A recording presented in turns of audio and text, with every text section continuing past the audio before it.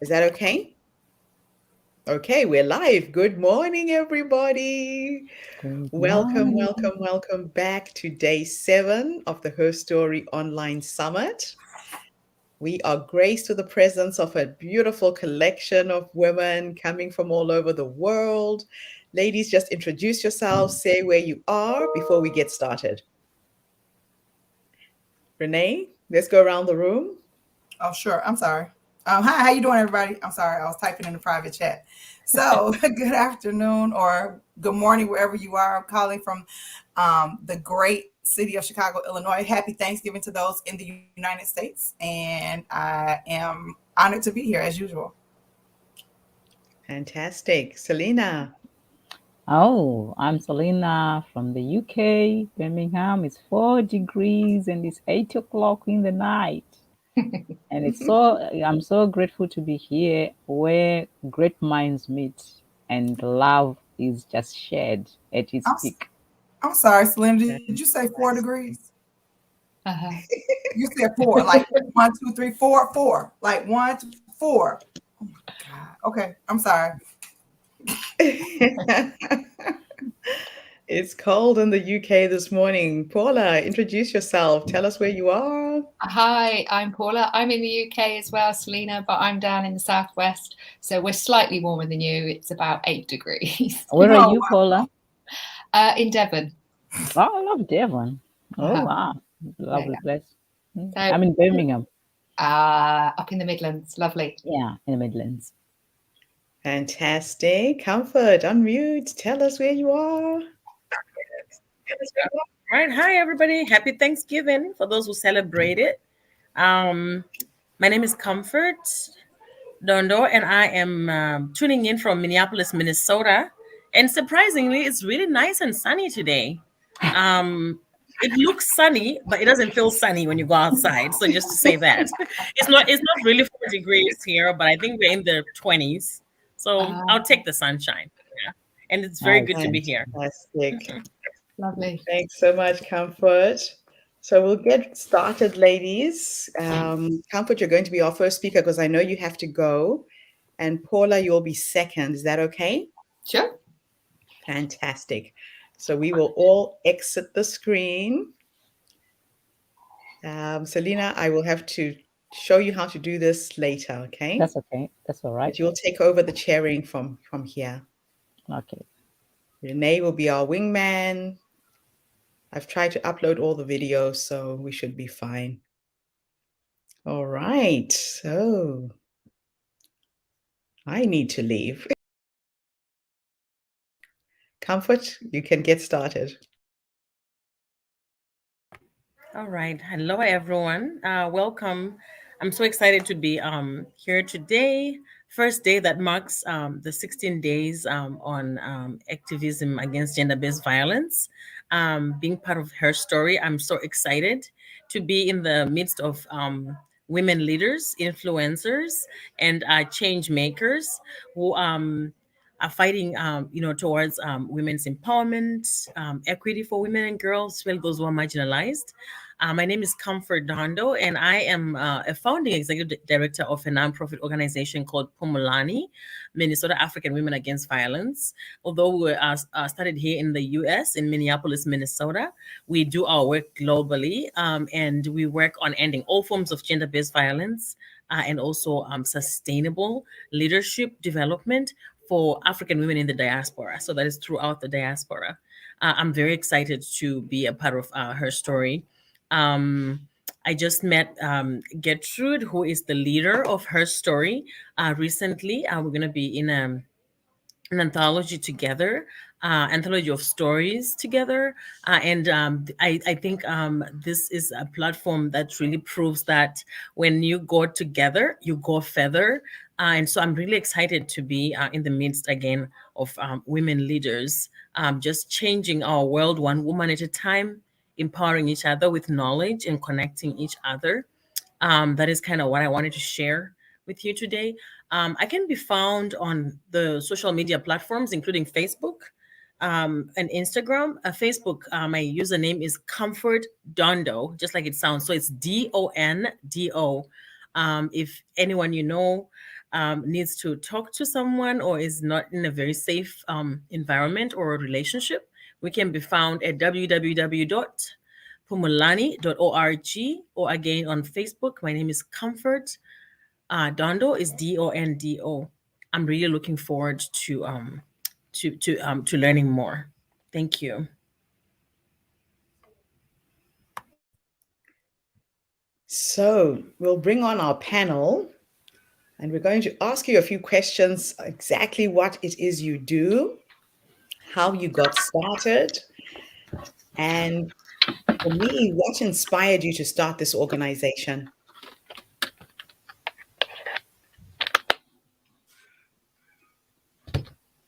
Comfort, you'll have to unmute.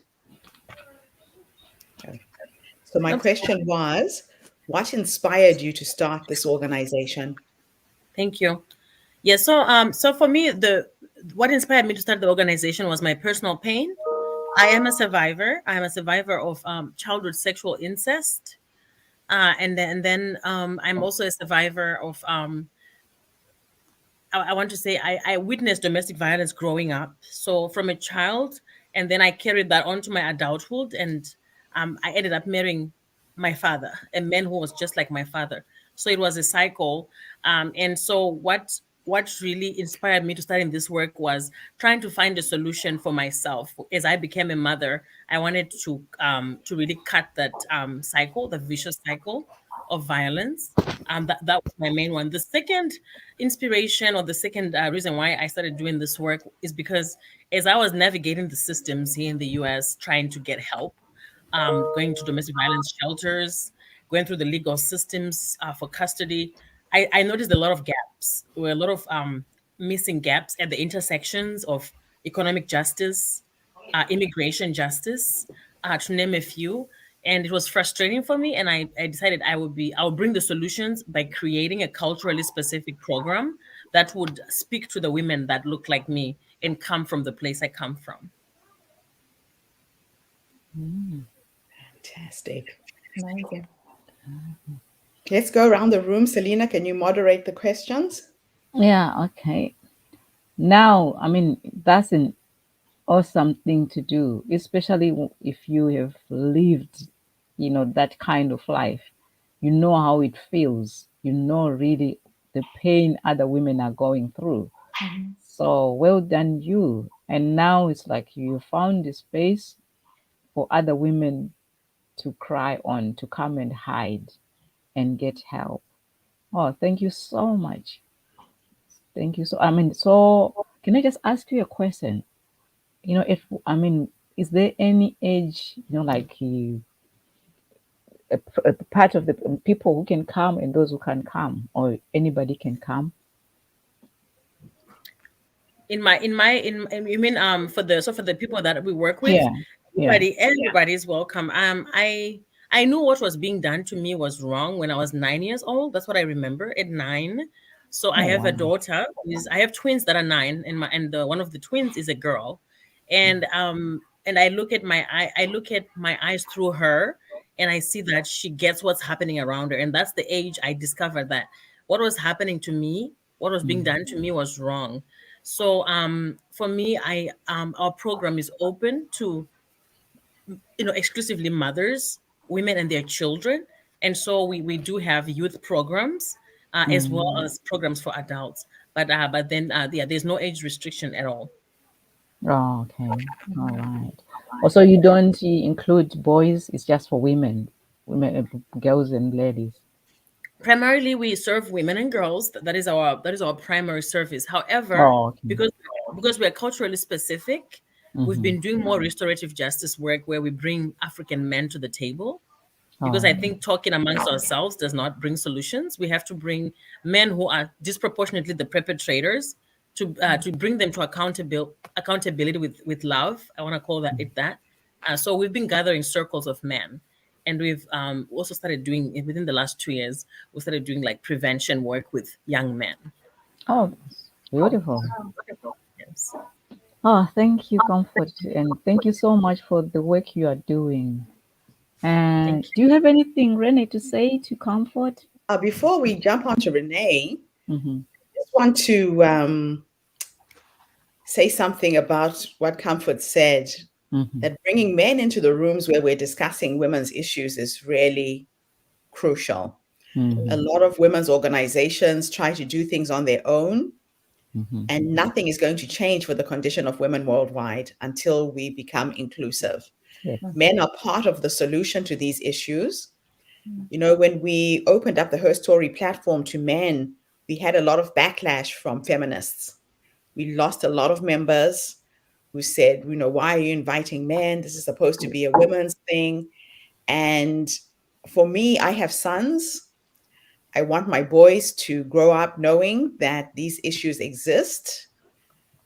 Women are challenged on a day by day basis. So, what can we actually do about that?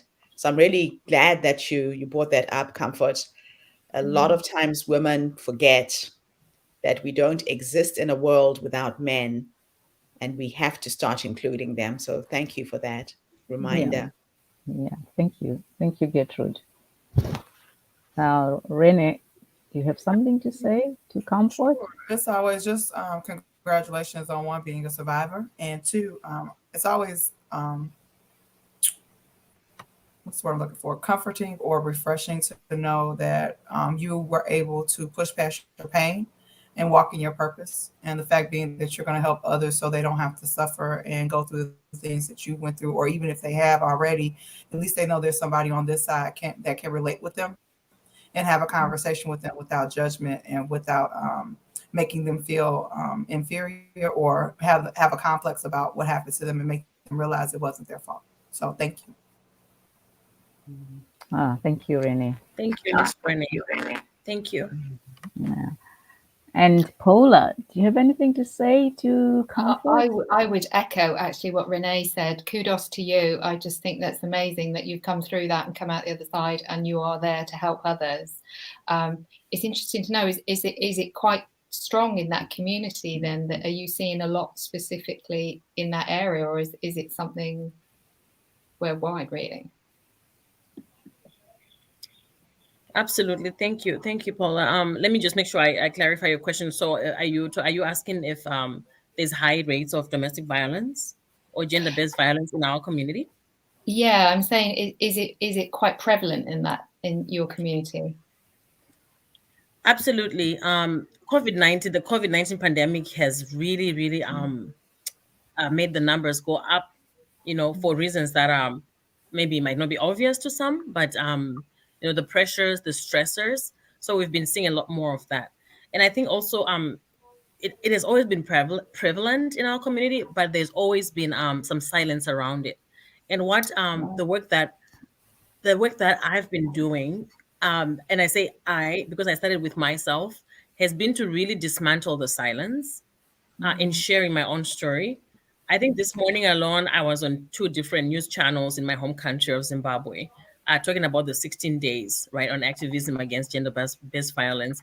And you will not believe the flooding of emails and text messages I'm getting from women in Zimbabwe. And I think sometimes it's just giving people the permission to acknowledge that what is happening to you is, and name it, and then that gives them the permission to come forward. So I think the numbers have always been prevalent, the numbers have always been there, but I think we're seeing people talking more and more. I want to give an example, the George Floyd situation. What Yeah, happened to brother Floyd here in Minneapolis has always been happening to Black men in the US, but the social media and the cameras and technology has put a light on it. So that is the same with what's going on in our community. I think the numbers have always been there, but now they're more visible because we're talking more about it. Yeah. yeah, And I think just to add to that, everybody's a journalist now because there's so many cell phones. So Yeah. these incidents are being captured on video. It's been happening all the Mm. time. But now everybody's got a cell phone to actually witness and report what's going on. yeah. That's one of the biggest differences as well. And social media has helped in a very, very big way. Yeah, true, true. Thank you, Gertrude.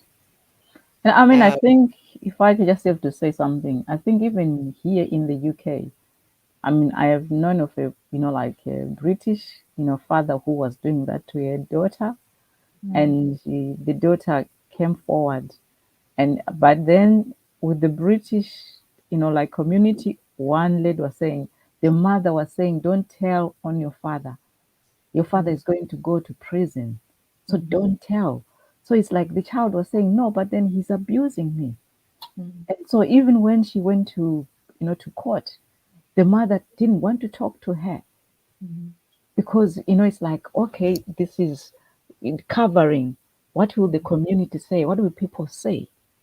So it started like that in our car. I mean, but then for us, it has been happening for a long time, and people learn to speak out. But I don't know how much here is happening when people say, okay, you don't want your father to go to prison, do you? Otherwise, I will disown you. I mean, I know it happens a lot in Asian abuse of women. It happens. But anyway, thank you for comfort for standing up for us. I've got a son. I would really love to know about it because, unfortunately, it's his wife was abusive, not hitting him, but like emotionally, you know, attacking him. They ended up separating, and I was so glad when they did because I was losing my boy. So it's like it's that's why I said, do you have men as well? Because sometimes we need men. Thank you. Yeah, a lot of men suffer in silence. They do. A lot of men suffer in silence. Again, men are told to suck it up, be brave. So it goes both ways. Thank you so much, Comfort. I know Mhm. it's Thanksgiving there. If you need to go, we really appreciate your presence with us this morning.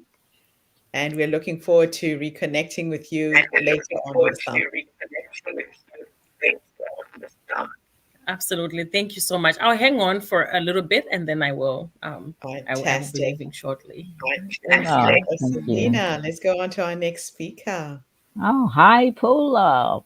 We Hi. have Paula Finnegan, the well-being coach, recovery practitioner in chronic fatigue and fibromyalgia, supporting busy professional women to avoid burnout, reduce stress, and rebalance their lifestyle. Corporate well-being workshops, nutrition and well-being coaching, Elscombe, England, United Kingdom. I suppose that's where you come from. It says, well, it comes up Orliscombe. It's actually a bit further around the corner from there, but that's like the nearest town. All right. Oh, so glad to have you, Paula. Thank Thank you. you very much for being here. It's great. And now, can you tell us why you complete? I mean, I've told the name anyway. Your age, where Mhm. you are from, and then you tell us your story. Okay, well, I tell you my story. I started out in the airlines. I was in the airlines for over 30 years. Absolutely loved it. Had a fantastic time. Got to travel the world, and as they say, flying and travel broadens the mind. I saw lots of different cultures, lots of different nationalities, lifestyles. I loved it. It fascinated me. But flying is really, really hard on your system. And as such, I really got interested in nutrition and complementary therapies because I'm a qualified reflexologist. You can see my little picture around here of the feet. So, yeah, I love all complementary therapy, and I'm very much naturopathic based, working with the body to get the best out of it. And as I say, I got very interested in nutrition. So I learned about nutritional healing, which is a naturopathic way of looking at the body, to be able to help myself really while I was flying, and to be able to help some friends as well. I was forever helping, giving advice and helping them where I could on flights, because a lot of them ended up going into chronic fatigue or got very close to it. I know a few close friends that have fibromyalgia, and that really fascinated me to learn a little bit more and to be able to give back. And I wanted to be able to help people, as I try to do now, to help busy professional women to not go down that route, to avoid that, to avoid burnout. And that's where I'm at now. Actually, I'm building my business and trying to help people so that they can avoid going down that route, because it's a long way back. It can be done with time, but you really do have to value your self-care.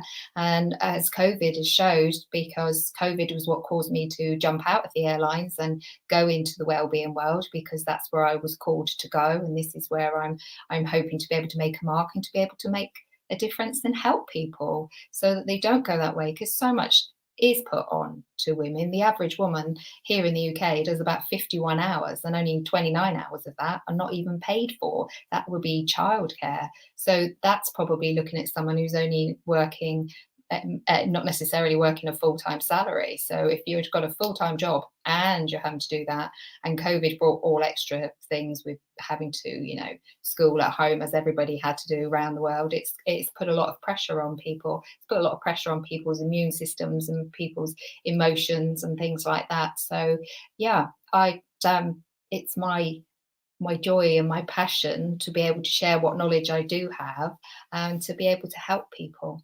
So that's my story. Wow, well done. That's amazing. And it's really amazing, and that you love doing what you are doing. Honestly, there's nothing better than living your passion. Absolutely. It's still early days for me yet, because I've been in nutrition. I did my nutrition training quite a while away, and I've helped different people. I have a few clients for my reflexology, but the well-being sort of side of things is still in its infancy. But the capacity there and the passion to be able to help people is amazing, really. Yeah. Ah, that's nice. I mean, we are in the same boat anyway. I also qualified to become a health coach recently in March. Oh, So well that done. is just new. I'm just new. I haven't explored much, but I love it. Yeah, the well-being coaching is fascinating, and It well-being is. coaching as well. When you can actually look at people's lives, I kind of look at it from 8 points of different elements to a life, like a life wheel. And you've probably done it as well. But looking at it from, like, say, from nutrition, with your environment, with your life purpose, with your relationships. Like you say, if you're in a relationship and you're really unhappy, and you're in an environment, say, for argument's sake, you live in a high-rise building in London, and your soul says, I want to be by the sea, you're not possibly going to be happy, and you're going to comfort eat. So your food's not going to be right either. So it's so fascinating how it all links, and the power of the mind with it all. Oh, It I love does. it. Yeah, amazing. I mean, I use 12. Right. Yeah, 12, and it's amazing that some of the things I never thought they could be part of well-being. But it's like, I mean, we need to talk later anyway. I But was just thank going you to say so that, Selena. We should talk later. That would be great. That would be great to catch up. And you're only much. up the road, but well, about 2.5 hours.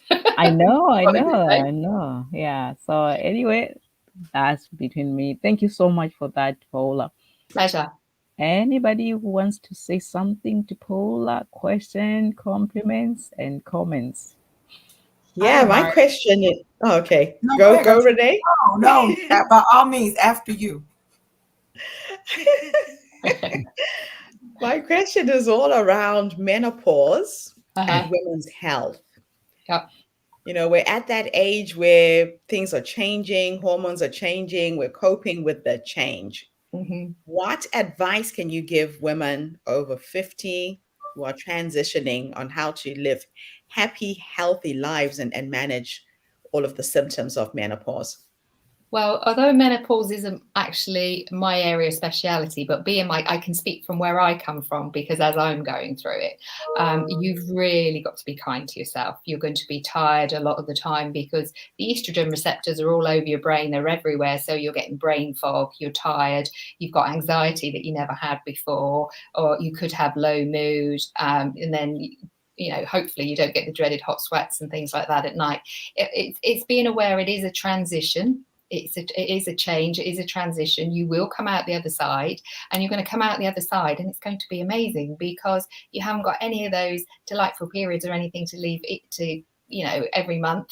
You haven't got some of the family concerns. Your life is your oyster, really, but you do have to look after yourself while you're going through it. So you've got to kind of look to, your nuts, your seeds, those are really good. Your cruciferous vegetables, your broccolis, your greens, there, because that's got magnesium in it. That is really healthy. If you're going to be having any meat, you want some lean meats. You want to be having maybe a little bit of fish. It's working what works for you, because at this time, your digestive system often starts to slow down a bit. So you might need some digestive enzymes to help with that. You might need a probiotic. It's finding a practitioner that you can work with that understands you, because ultimately you want a good working relationship, but you know your body better than anyone else. And unfortunately, it is a time where you have to make a few changes. So you do have to reduce the caffeine, you do have to reduce the sort of the alcohol, and maybe the sugars, which are the three things at this time of life you do not want to give up. But Yeah. believe me, if you do, and you find better alternatives, you'll go through it much easier. And then if you do need HRT, then fine. Then find a practitioner that is really au fait with that, and get one that is appropriate for you. You might have to play around with it a bit for a while. You might need back patches, you might need gels. You might even, with with the right diet and lifestyle, you might not even need it. Touch wood at the moment. I haven't done any of that. I've done it all in a natural way, but ask me in a few years, it might be different. Oh, Yeah, man, thank you. beautiful. I mean, it takes a lot. I mean, sometimes you try, if you do, I know, Paula, you know about it, elimination diet. You Mm-hmm. know, if you try to say, I'm going to eat these foods this week for 3 days, Yep. then you remove them. And then, for a week or so, then Yeah, you yeah. put them back in. If you feel there's a change, or you go back to where you were, then you Mm-hmm. have to stop them. Or Yeah. there's no change, you can put them and then pull out some more three, just like that until you because to be honest, somebody's diet is just Uh, not for everybody. exactly that. There's It's no not. size which fits all. No, it's not. There I'm doing is. a health So protocol at the it's like, moment. yeah, if like somebody made that diet for herself and it worked for her, Mm-hmm. then she writes out and say, oh, this. Sometimes it's your blood group. Your blood group it needs certain, foods. It might not need, like Rene's, blood group might not accept what Gertrude's blood group wants. Mm. Mm-hmm. Rene might say, okay, I want meat. Gertrude's blood group will say, no meat for me. So Yeah. if you say, okay, I love meat because I grew up taking meat, it will fight against you. And then it can cause a lot of pain. So Absolutely, sometimes, and it causes the inflammation, doesn't it? And it depends yeah. on your genetics, because if you've been brought up with meat and vegetables and things like that, and that's fine. Depends what's Mm. come down the genetic line, and it depends on Yeah, your lifestyle as well. Because if you're yeah, stressed, you're not going to process things anyway.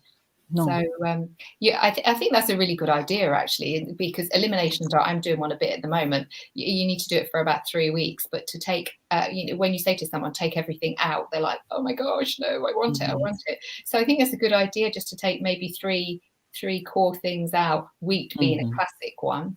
mhm, Take sort of wheat out, maybe dairy, they're two of the big ones. mhm. And Do sugar. that for a couple of days, see how you go. But Mm, yeah, you're right. It's not a one diet fits all. We're all different. no. We're all unique.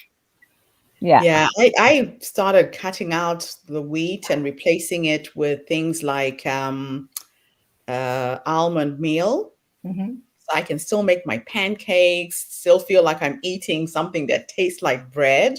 Yeah. Mhm, And that's really working like a charm. Hmm. mm. So Yeah, you're you're Well right. right. done. It's just a matter of removing things. And Uh-huh. when Mm. it comes to the sugar, Yeah. I've actually found that fruit has got so much sugar. Sugar, that's true. It's easy to replace, like if you need a real kick, maybe a banana or an Hmm. apple. Hmm. And after not having real sugar for a few months, Mhm, I feel like my taste buds are completely different. They're more Yeah, sensitive to the fruit. So mhm. that urge absolutely. to have real sugar is actually gone. Yeah, because the Absolutely. real fruit it sustains you. It's nice, and real fruit is good because you're getting all the fiber and the nutrients with it. Where if you have orange juice, that's high sugar, really, really easily. You want to be having the oranges as opposed to the orange juice, really. If you're Uh-huh. going to have the Or orange if, juice, you want to have it with a meal, because then it's going to have proteins and other things with it, which will slow the absorption of it. A really easy sort of snack is an apple, and you just cut up the apple, and then you can eat that with a little bit of nut butter. Almond butter's nice, or a good peanut butter, but you want to make sure it's one without sugars and stuff in, because with the fats in that and the proteins with the apple, it'll slow your blood sugar along, so it's keeping you on an even keel. mm. Oh, wow. Oh, Renee, it's do you have healing. anything to add? No, like you just gave a whole bunch of information. Gertrude asked, well, she didn't ask the question I wanted, but the question that she asked, I'm glad she went before I said anything because it gave me a lot of information now that I am 50 and looking at some different things and trying to change my health and my eating habits because as I was complaining about my knees the other day, and Selena was giving me assistance and telling me not to think about my knees and all that other good stuff.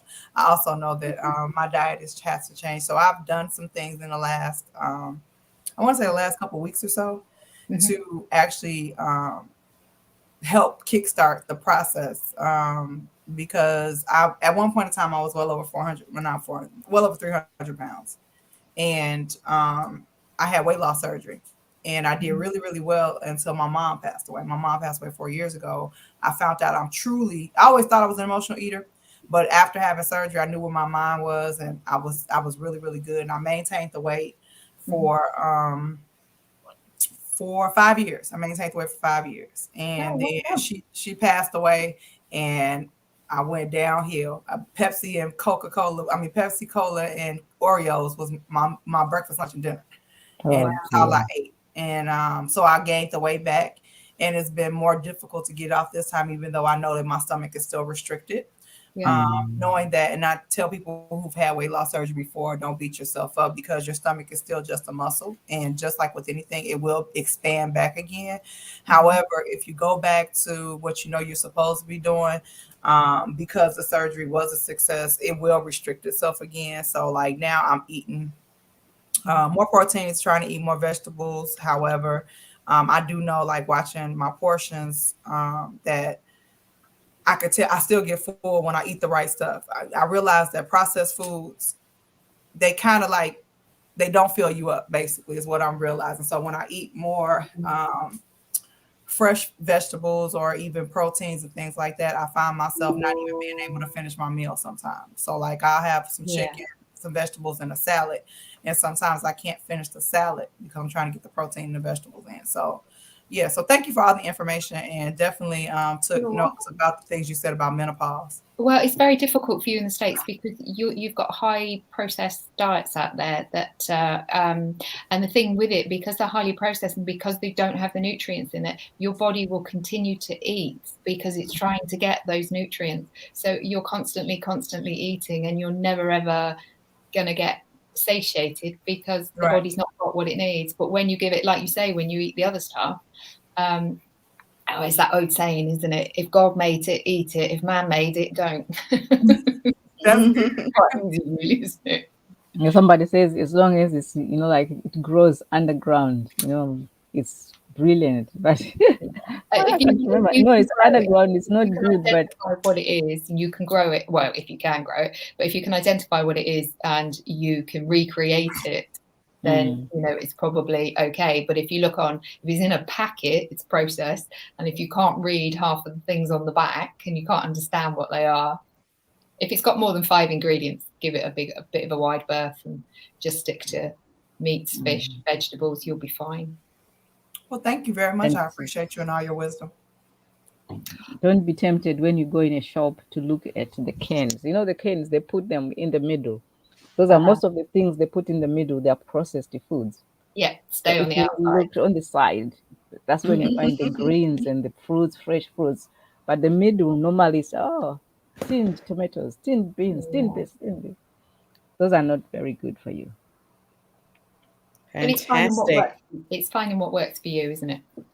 Yeah, yeah, yeah.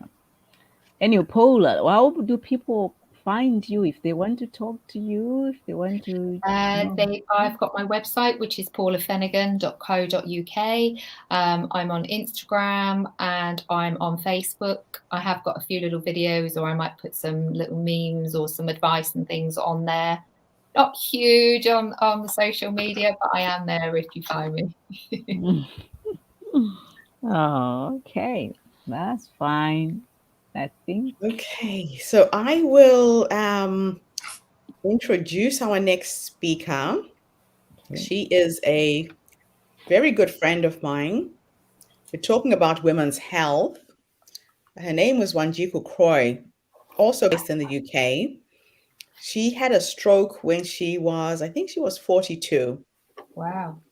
She suffered from lupus Oh, yeah. and had a terrible bout with pneumonia to a point where they had to put her into an induced coma. Mm. And while she was in the induced coma, she had a stroke. She came out of that experience unable to speak, unable to walk. It's taken her, I think, 6 years to start getting back on her feet, but she still can't talk. The only words she came out with was the word walk. And her 19-year-old son found a way to communicate with his mom with one word. She's improved her vocabulary a little bit now, but it's still been really challenging. So we did a interview with them, with her son facilitating in telling her story. So I'll share that video.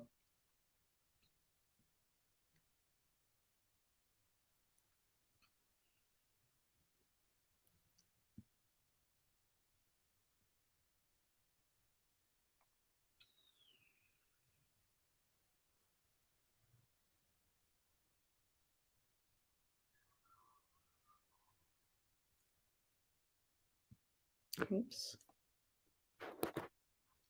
Technical issue.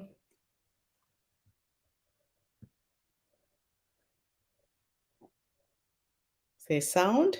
No sound. Is to share the stories of women who do not have a voice. Wanjiku has her voice, she just can't articulate her story. And her beautiful son James put together this PowerPoint so I could share her story. So she was born in Mombasa in Kenya. And throughout her years in high school, Wanjiku was very, very vocal. She was an advocate. This is here at the corner.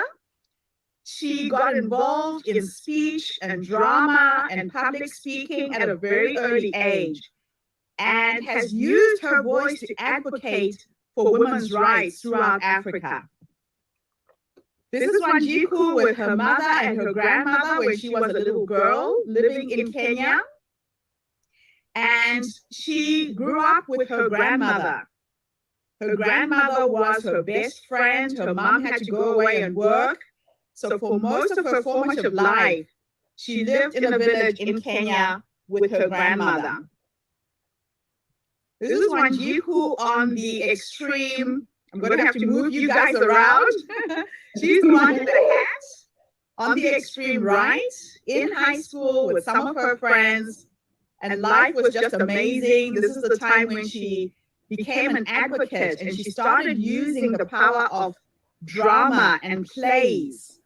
So Wanjiku and I grew up in two different countries. She was in Kenya, I was in Zimbabwe, but we had a passion for the same playwright. His name was Ngugi wa Thiong'o.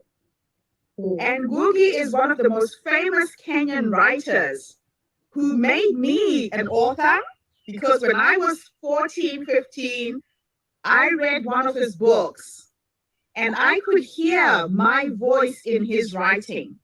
There's nothing like hearing another person who speaks your language articulate in English. So Ngugi wrote plays and books, and we studied them in high school. This is Wanjiku with her mom. She looks very much like her mother. And Wanjiku left her hometown and drove by car 9 hours to go to the city, to Mombasa, to look for work, and ended up being a COBOL programmer and went into the IT field at a very, very early age. So she is a first generation coder. And that's something else that Wanjiku and I share. My first job was also in computers. I'm a first generation coder.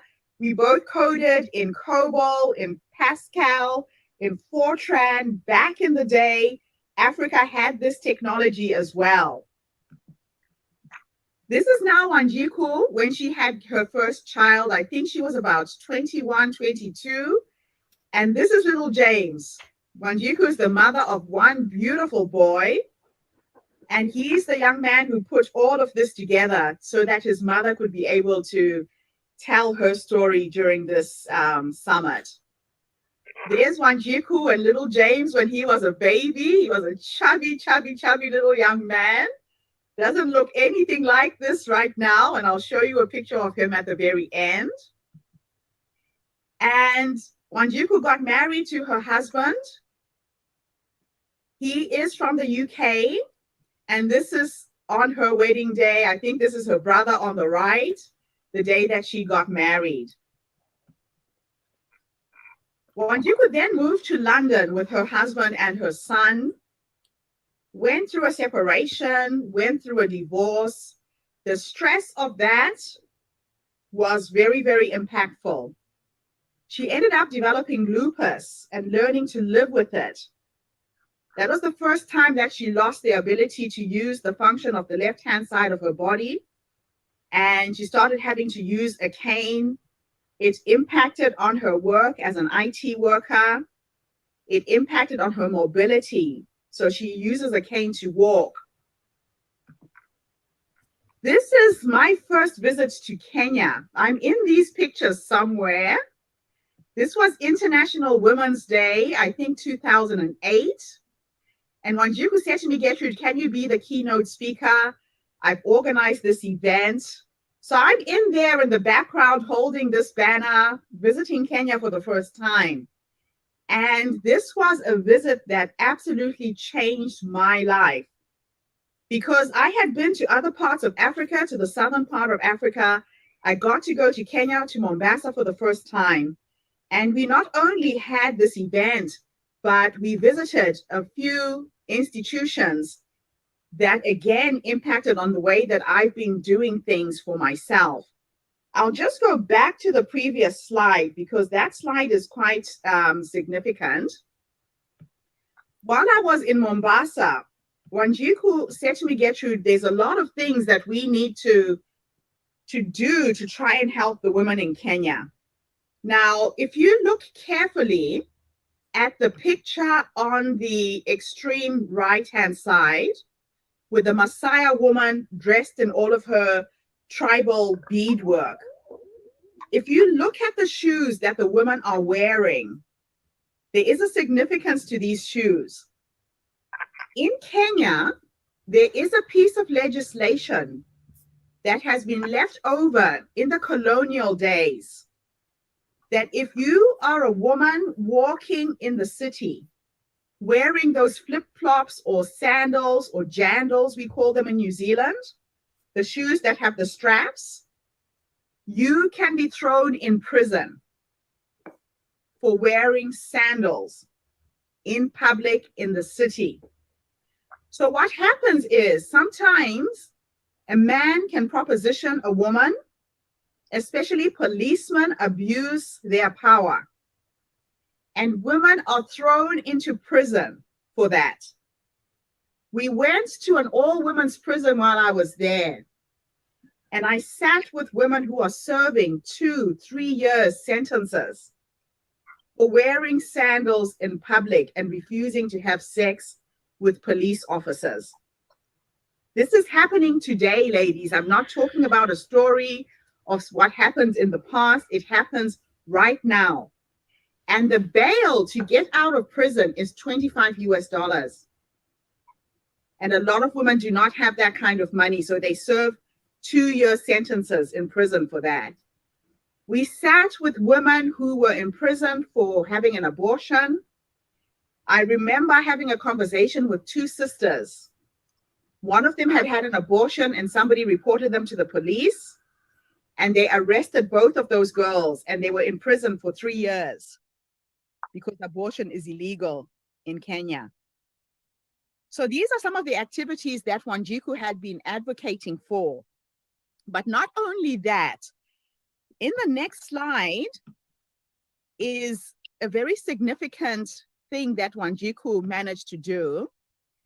She was part of uncovering a huge atrocity by the British government, a cover-up for the Mau Mau rebellion.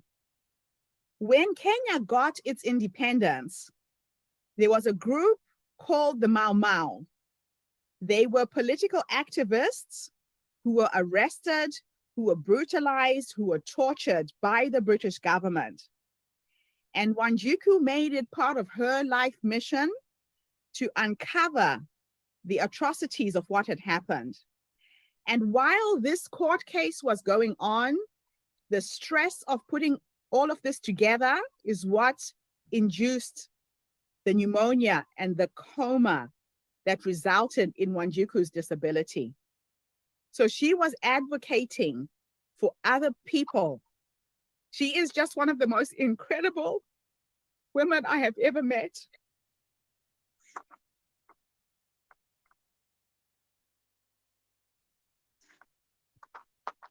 So she developed pneumonia and they had to put her in an induced coma. When she woke out of that coma, they discovered that she had had a stroke and she lost everything. Her ability to speak, her ability to walk, her ability to do anything. And the last 4 to 5 years have been extremely difficult for her to rebuild her health, to be able to get out of bed and walk, to be able to learn how to talk again. But the victory was that this case went to court, and these are some of the old men who were tortured and brutalized by the British standing outside the court while Wanjiku was in this coma. There she is being interviewed. She was putting other people's stories out into the public. And they eventually won that court case and were vindicated and given reparations by the British government. So the book that Wanjiku wants me to help her write will probably be called Pneumonia with a Side of Stroke. So this was put together by her son. And this is James, her beautiful son. He is now probably 22, 23 years old. And when Wanjiku got ill, he quit his job. He stopped doing everything to try and help his mother get back on her feet. After 3 years, he showed her how to communicate through a series of questions. So whenever I have conversations with Wanjiku, we have to be online. Normally she's got her iPad. Now she can type in a few words and I can decipher what she's trying to say. But it's a series of my asking her questions. And sometimes she'll say no when she means yes, because the only word that will come out of her mouth is yes or no. So I can never quite tell what she's trying to say. But we have conversations as often as we can. Sometimes we get online and we sing together. She's a musician. She used to have the most beautiful singing voice. And so we try and communicate and connect as often as we can. And since the summit started, she's been coming online every single day and listening to your stories because it gives her a source of inspiration as well. So change is inevitable.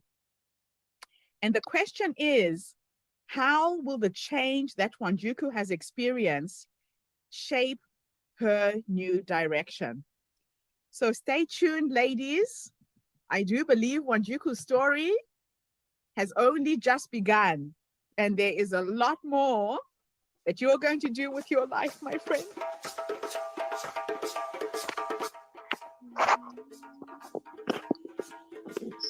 Thank you for coming online every day and supporting us.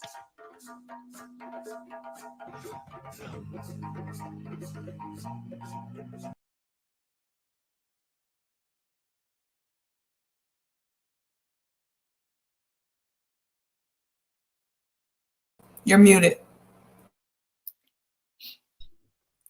I still get emotional when I share Wanjiku's story. Just one of the most amazing women I have ever met.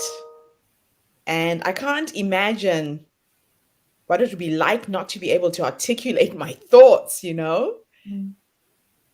And your brain and your mouth are just not connecting for those words to come out. But a real true story of resilience. Amazing, amazing. It's how ironic that she had such a strong voice for everybody else, and it was her voice, physical voice, that she lost, Mhm. and yet, oh, she'll still go on to do amazing things. Amazing lady. Yeah, no, she is something else. It's Any feedback, oh Selena? gosh. Oh no. It's I mean I cried when I was listening to her. Me I too. mean looking at her and then the love of his son. Very Mm, few, young men can do that.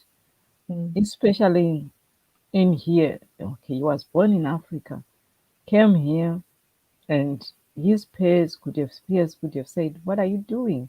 Just mm, leave it." But he stood by his mom, and he's still standing, trying all he can. What a beautiful son she has, and it's like yeah, he's okay, incredible. I mm, remember after 3 years, she called me and said to me, Gertrude, I need to separate James from me. I'm okay now. Can he come to New Zealand for a while so he can see that I'm okay? So he actually came and stayed with me for almost 6 months. oh, And he spent some time in Indonesia as a scuba diver, teacher. And she survived those 6 months on her own. And then he was able to move out and start rebuilding his life. But just an amazing duo. And the story of the Mau Mau soldiers. So a lot of people don't really know of the colonial history of Kenya.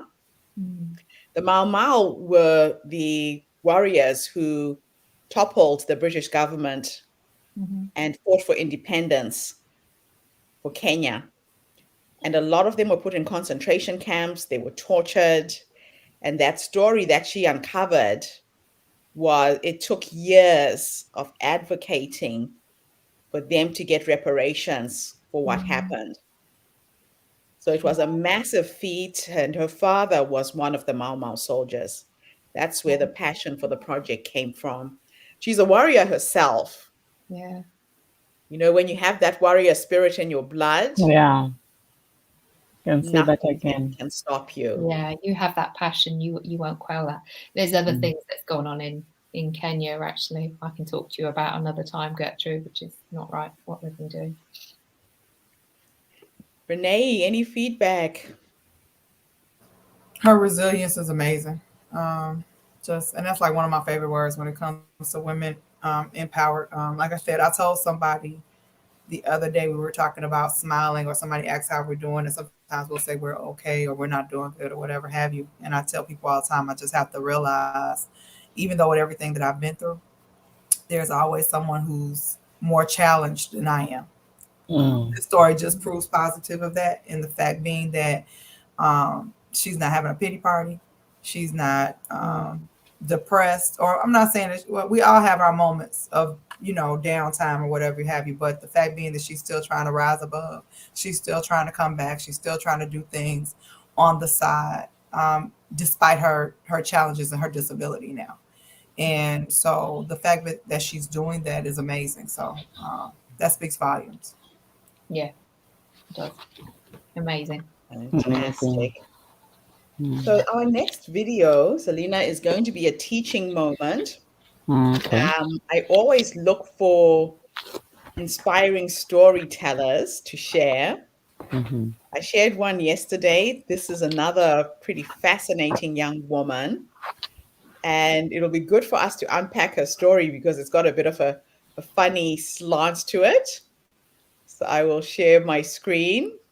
I don't even know what her name is. I just stumbled across this amazing video, and I thought to all of the storytellers out there, this would be another good one to share. Let me just make sure I've got the right screen. Here we go. Foggy Miami afternoon, my parents decided to surprise my brother and me with a early Christmas gift, an exorcism. They'd flown in an African pastor, one of those charismatic pastors that speaks in tongues and runs on hot coals. They believed me and my brother needed to have our demons exorcised. My Oh. brother, because he was mentally ill. And you see, my very, very loving, but very superstitious parents believe that mental illness isn't just an illness, it's a demonic curse. So they believed once my brother's demon was exorcised, he'd be cured and perfectly normal. My parents also believed I needed an exorcism because I was 31, unmarried, unemployed, and childless, and that clearly wasn't normal. So they believed once my curse was exorcised, I would be married with 5 kids and be a doctor and or a lawyer. And I'd be cured and normal, not dark and cynical. But who could blame me for being dark?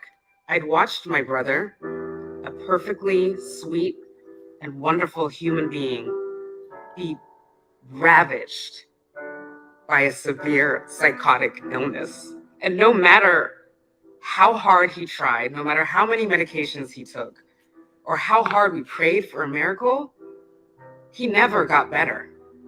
He only got worse. And then there were my own struggles, which paled in comparison to my brother, but I never thought I'd be in my 30s and not be married or not have a career. And I mean, I tried. Advanced degrees, online dating, none of it worked. So I just shrugged and I said, that's life. Life sucks. But deep down, I didn't want to be so dark and cynical. I wanted to believe my brother would get better. I wanted to meet Mr. Right. And most of all, I wanted to be a storyteller. But after years of rejections and disastrous dates, I didn't see how any of that would happen. So I just shrugged and I said, that's life. Life sucks. Well, my Nigerian family wasn't buying my life sucks motto. While my parents believed my curse could be exorcised, my family in Nigeria had a much, much better solution. They wanted me to travel back to Nigeria and perform a traditional ceremony to make peace with the gods. The ceremony they wanted me to perform was one of the most revered and feared in all of Nigeria. It was a ceremony for Olokun, the water goddess, also known as the mermaid. They would immerse you in Olokun's sanctified waters and then bring you back up, pure and new, cleansed from your wrongs.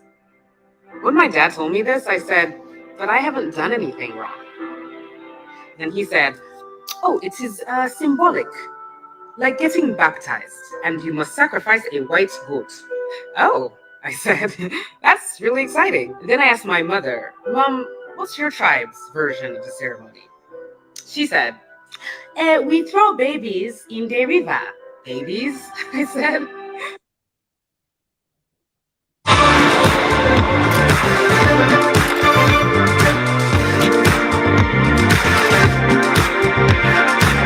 Oh, yes, but only the deformed babies, she said. Okay, so it's perfectly okay to drown deformed babies? She said, oh, no, they do not always drown. If Olokun pushes the baby back up out of the water, it means it is a mermaid child. It was meant to be deformed, like a mermaid. So even for me, that was one of the darkest things I'd ever heard. But it was also quite beautiful. The idea of a mermaid saving a child that had been thrown away by the world for being deformed and not normal, and she pushing it back into the world, confirming that she'd made it that way. It was never meant to be normal. But my parents didn't really believe in mermaids and gods. Those were all myths. Demons, however, are very real to my parents. So there I was in their living room, about to have this crazy African pastor drive demons out of me. But then something happened.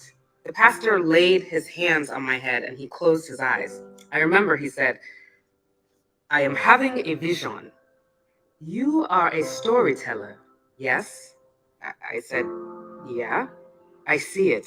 I see you telling your stories to millions of people all over the world. God is going to use your stories to change the world. And then a miracle did happen. I started to cry because he said the one thing that I so wanted to believe, but I couldn't see for myself. And then I felt something push me off the floor. My parents would say, "It is your renewed soul being exorcised from the demonic curse." And my cynical side would say, yeah, right. Because years later, I'm still unmarried and childless. And my brother is still very, very ill. But now I believe in God and I believe in mermaids. And I believe God made me and my brother his little deformed mermaids. And if he made us this way, then we must be okay. And most of all, I believe it was God who pushed me off the floor that day. Because deformed mermaids can still be great writers and wives and mothers. All they need is a gentle push.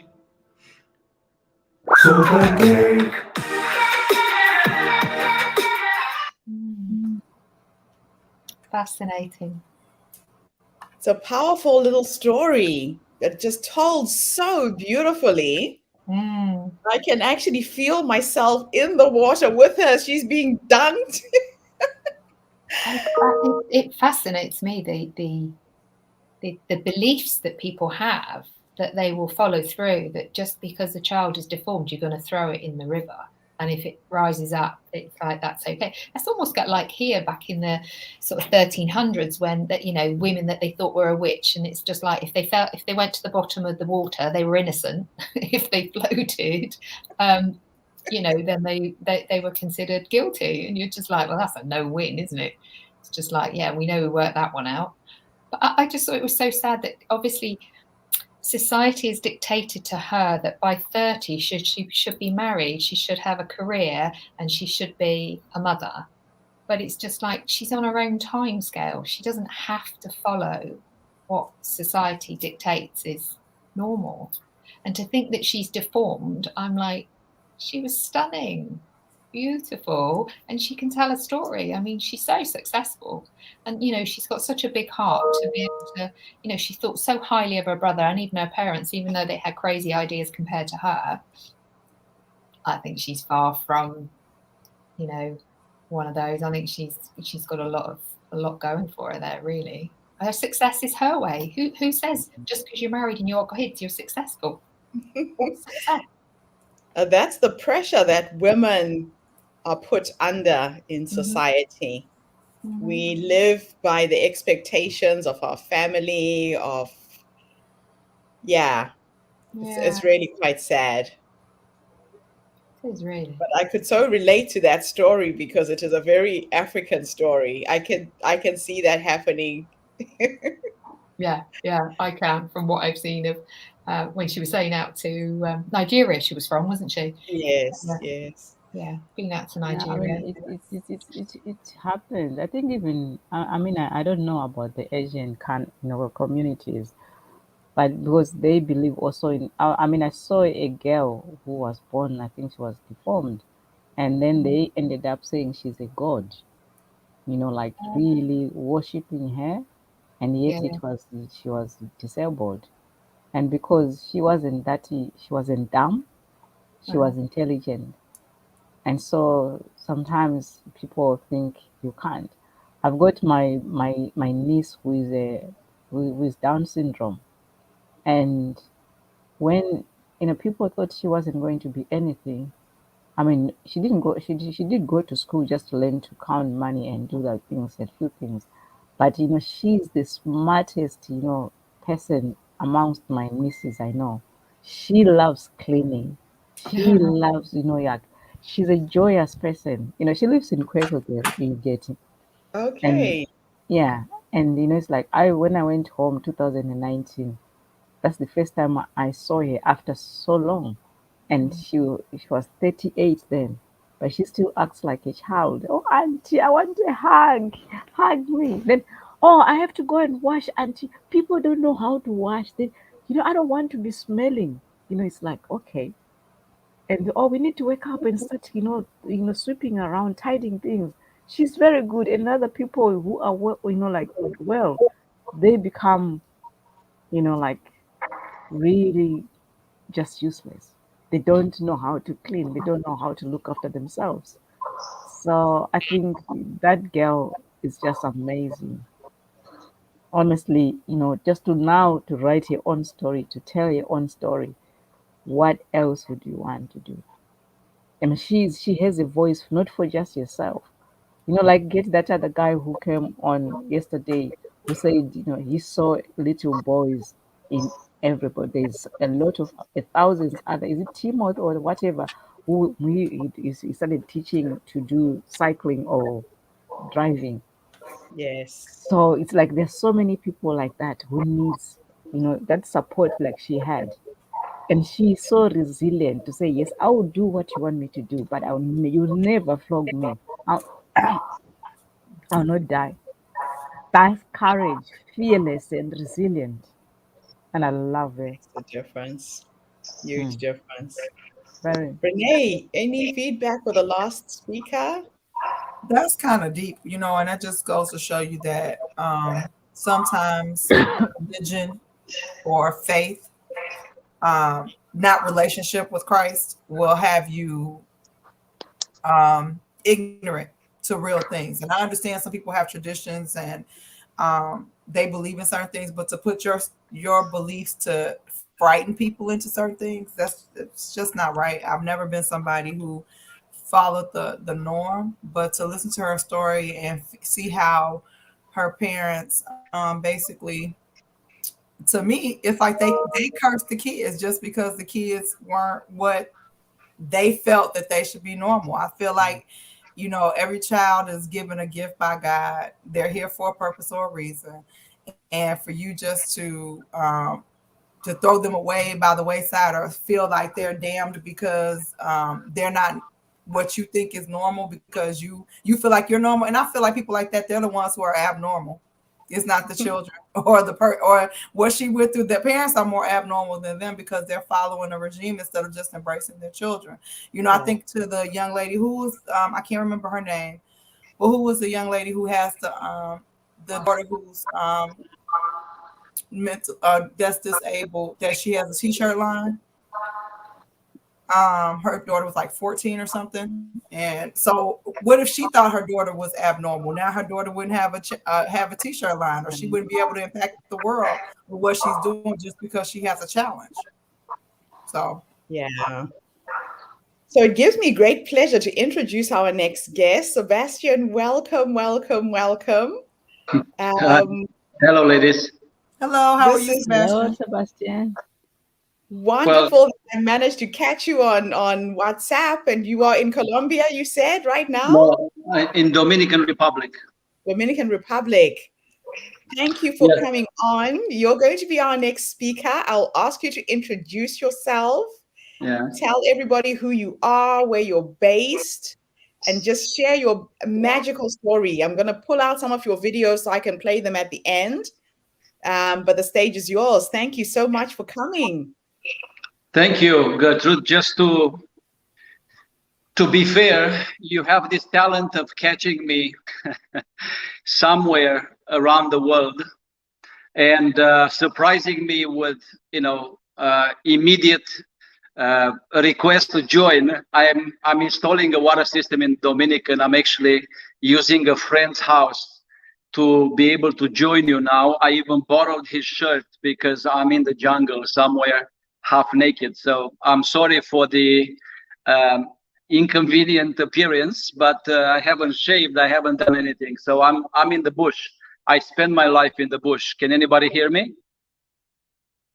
We can all hear you. Although we are kind of backstage, we want to give you center stage. We're Okay, in the background listening. no problem. Yeah, my name is Sebastian Tirtiro. I'm Romanian by origin. I'm a Canadian citizen. I lived in Canada. I arrived in Canada in '99 from Africa. My life is pretty much a travel show. I've been to a lot of countries, and I've been working in a lot of countries in Africa, 45 out of the 55 countries in Africa, installing water systems to very remote communities. And I lived and worked with the Bushmen of the Kalahari for 16 years. I'm adopted by them in 1998. I've been adopted by the Bushmen of the Kalahari, where they introduced me to their world, their culture. I became their voice around the world for their suffering and plight. And I discovered the immense need for water in Africa.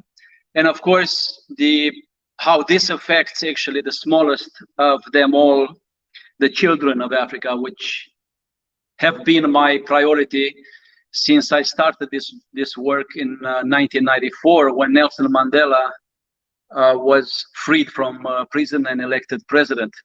I studied in Cape Town anthropology and philosophy in 94 to 97.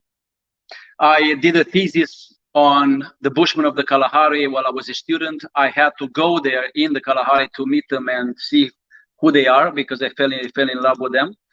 And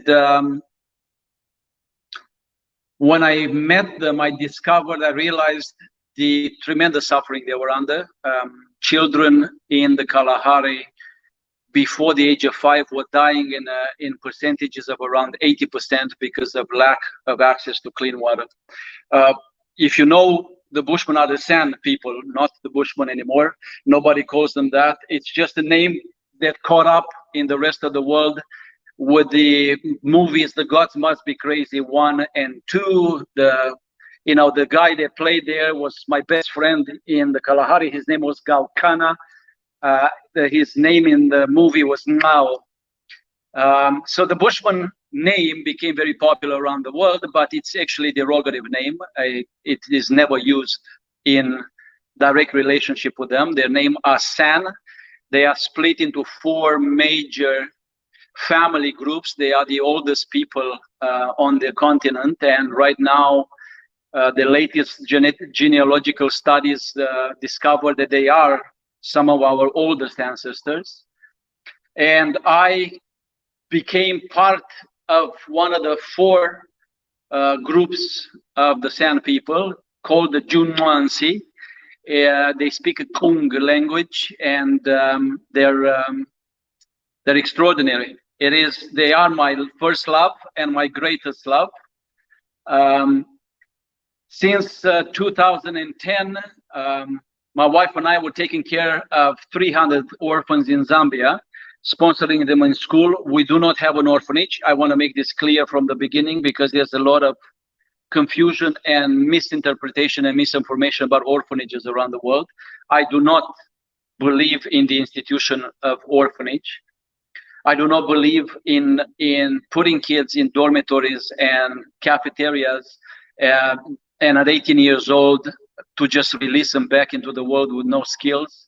My father was an orphan, and all the orphan stories that I know from around the world are traumatic and a lot of exploitation and manipulation. Our orphans live with their villages. I spent at least 3 years working with the local villages where the orphans come from to be able to adopt these children into their families, as long as we provide the food, the clothing, the medical care, and the school fees, so they don't have an extra financial burden to raise them. This way, our kids, 300 orphans in Zambia, grow up in their language, in their society, in their culture, and they are not marginalized or ostracized by the rest of the community because they are orphans. So that, for me, was one of the most beautiful things that we could do. And yet, a month and a half ago, our orphan number just doubled to 600, because I discovered a very rough situation with 300 San kids that are trying to live in a hostel about 3 kilometers from their school, deep in Namibia in the northern Kalahari system. And they have no conditions to live in, to eat, and to live a decent life. So I adopted those 2, and now in 5 days, I'm going there so we can renovate their place and give them a better, standard of life. To date, my team and I, we installed about 150 water system powered by solar technology around Africa. About 500,000 people are drinking water from there. I buy the systems myself, and my team, which is a volunteer team, we go and install the systems ourselves, no matter how deep or how remote they are. We do not have secretaries or buildings or fleets of cars. I have a 23-year-old Land Rover that is beat up, and we drive to all of the remote villages. We all have our jobs. I have a safari adventure company in Canada that is financing and is helping this. So the charity that I have also in Canada is able to do everything 100% with the funds towards the projects that we need to do. And I've been working in the Amazon for 5 years with the remote tribes in the Amazon. I've been to the Arctic 6 times, working with the Inuit of the Arctic in northern Canada. I'm adopted by the Kiai tribe in Vanuatu, South Pacific, a very remote tribe in Espiritu Santo, deep in the mountains, where we installed 6 water systems as well. So over the past 27 years, since I started this in 1994, 28 now in January, wow, it's coming. I traveled to 151 countries and worked and delivered a lot of this aid to very remote communities. I'm passionate about remote communities because of my anthropological background. I'm fascinated by our First Nations around the world. I'm fascinated by their survival, by their stamina, by their stories, by their cultures and ideologies. And I think that we would lose a huge amount of wealth and information with the loss and extinction of this First Nations, that like we do with the Sana, the Kalahari, the Pygmies of the Congo, where I spent 3.5 years with them as well. So it's something that gave me direction, goal, and passion for the last 27 years, 28 soon. But the greatest challenge right now, of course, as we all know, it's what's happening to our world today with this pandemic. The whole world has shut down their charitable pockets. Meanwhile, the greatest affected people, like before, are the children of Africa and the rest of the world in developing countries. And now it's even worse because we have displaced children, we have conflicts coming up. There's a lot of instability because of the economic situation and political situation that's going on around the world.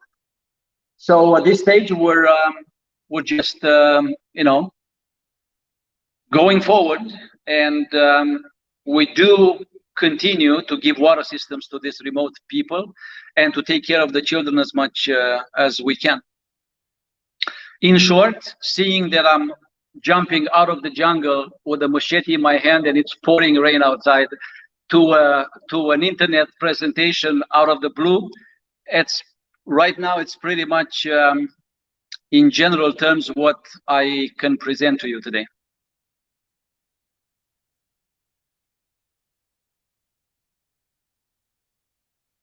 Now I can see everybody. It's easier when I see everybody.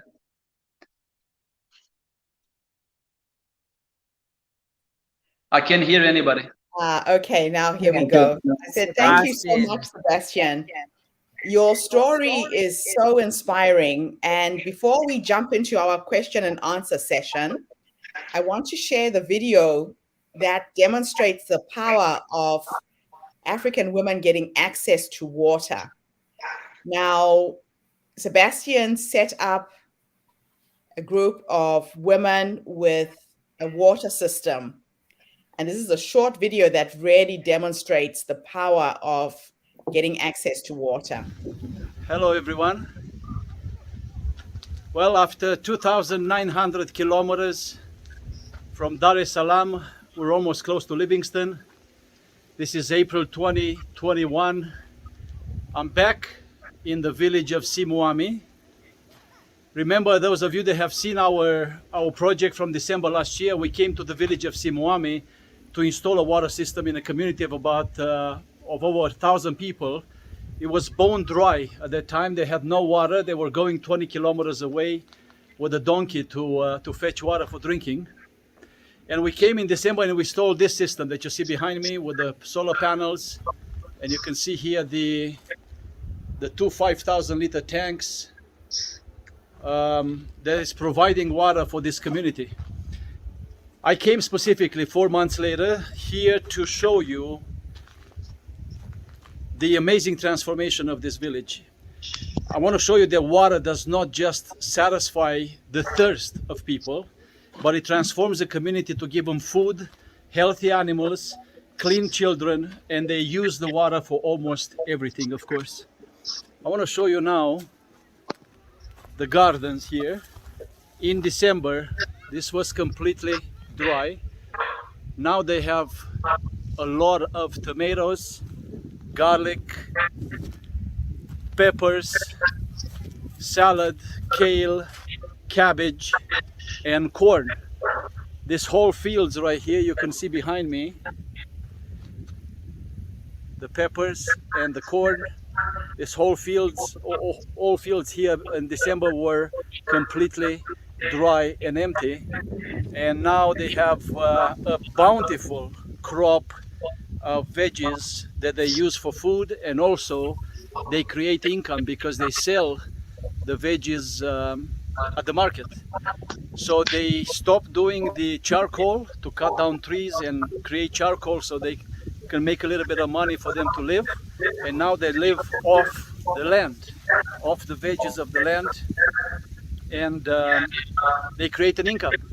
So water transformed this community completely, and it's giving them a better life. This is exactly the purpose that I want in every village that we install across Africa.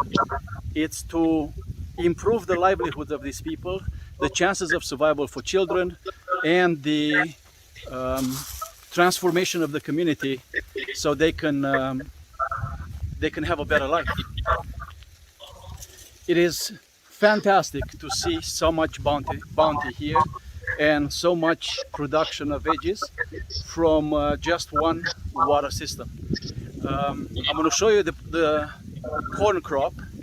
We gave them 1 bag of corn last year in December for them to plant, and the soil here in Zambia is so fertile and so good in minerals that it creates a lot of abundance when they plant things, as long as they have water.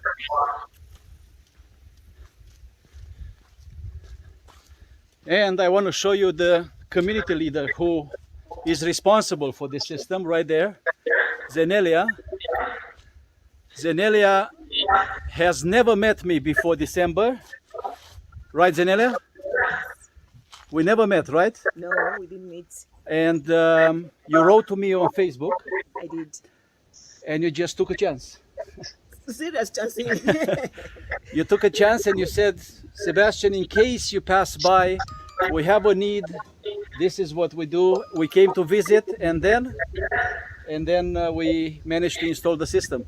And Zenelia is the visionary behind all this. She took a chance with a stranger, and now the whole village is having an amazing production of veggies and clean water. Right? Yes, and everyone is appreciating. People are coming even to visit and see what is happening because they want this to be replicated even in the villages. Yes. So other villages see this and they want yes, and others same. even come to help and also get water. Water, for water, everyone gets water from here. Everyone. Yes, everyone. Good. Thank you, Zenelia. Let me show you the corn crop.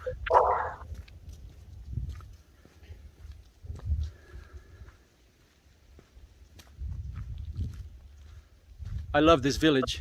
It's so beautiful and so friendly.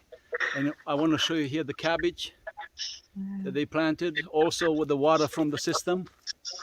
All the trees are green, the mangoes, the guavas, the lemons, and the oranges, the avocados.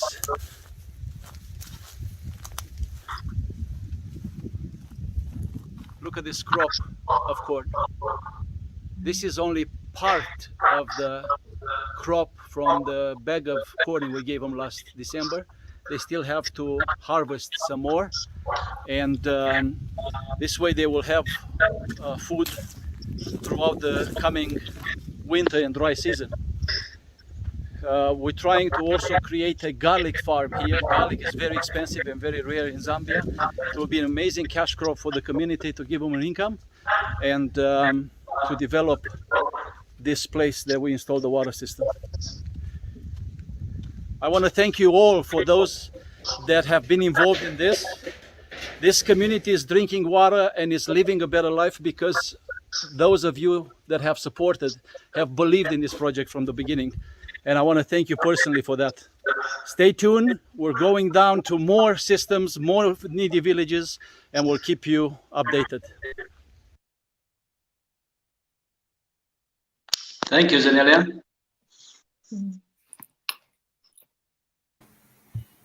Wow. Amazing. Wow. Thank you, Sebastian. Yeah, it's exciting because you see, women in Africa are so much better than any man I met in Africa in leadership in the villages, because you know they have a mother spirit. They care not just for themselves, but they care for the community as a family.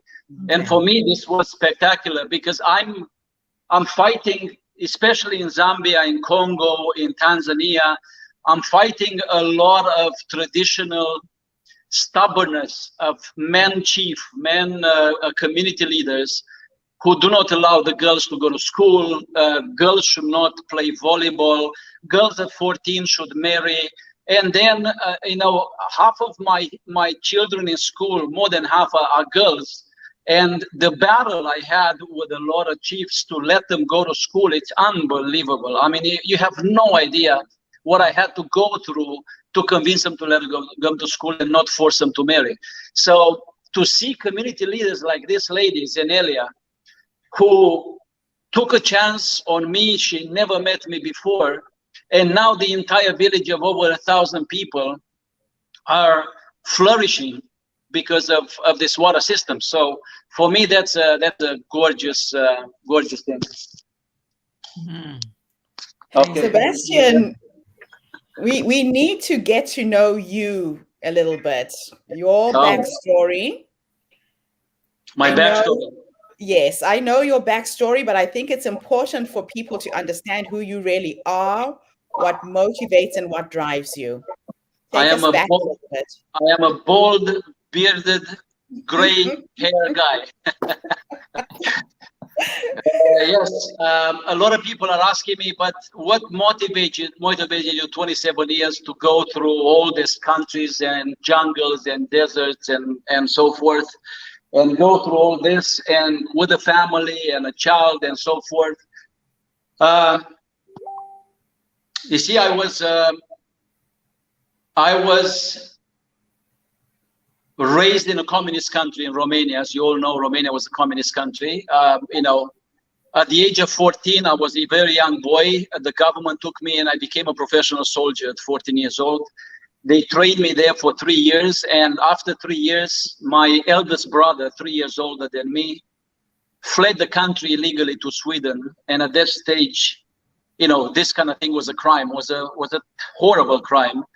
And the government, not being able to punish my brother, they kicked me out of the military school, and I took the punishment for him because the next of kin had to be punished for what the other brother did. So, you know, out of the blue, the story of my life, I was doing my stuff. I never ever had dreams of rebellion against the government or running away.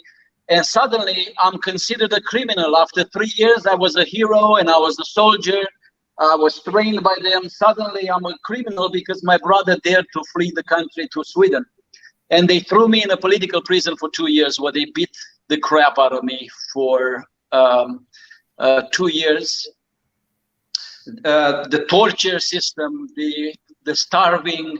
I was an 18-year-old kid at that time, and I just didn't understand, what happens. Why is this happening? So luckily, somehow I survived. I had friends that did not do the same thing,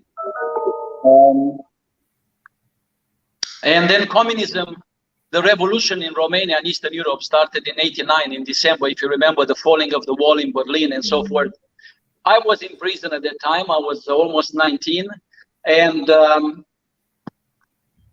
suddenly we were, free. And the first moment I got out, I was 6'2" by now already.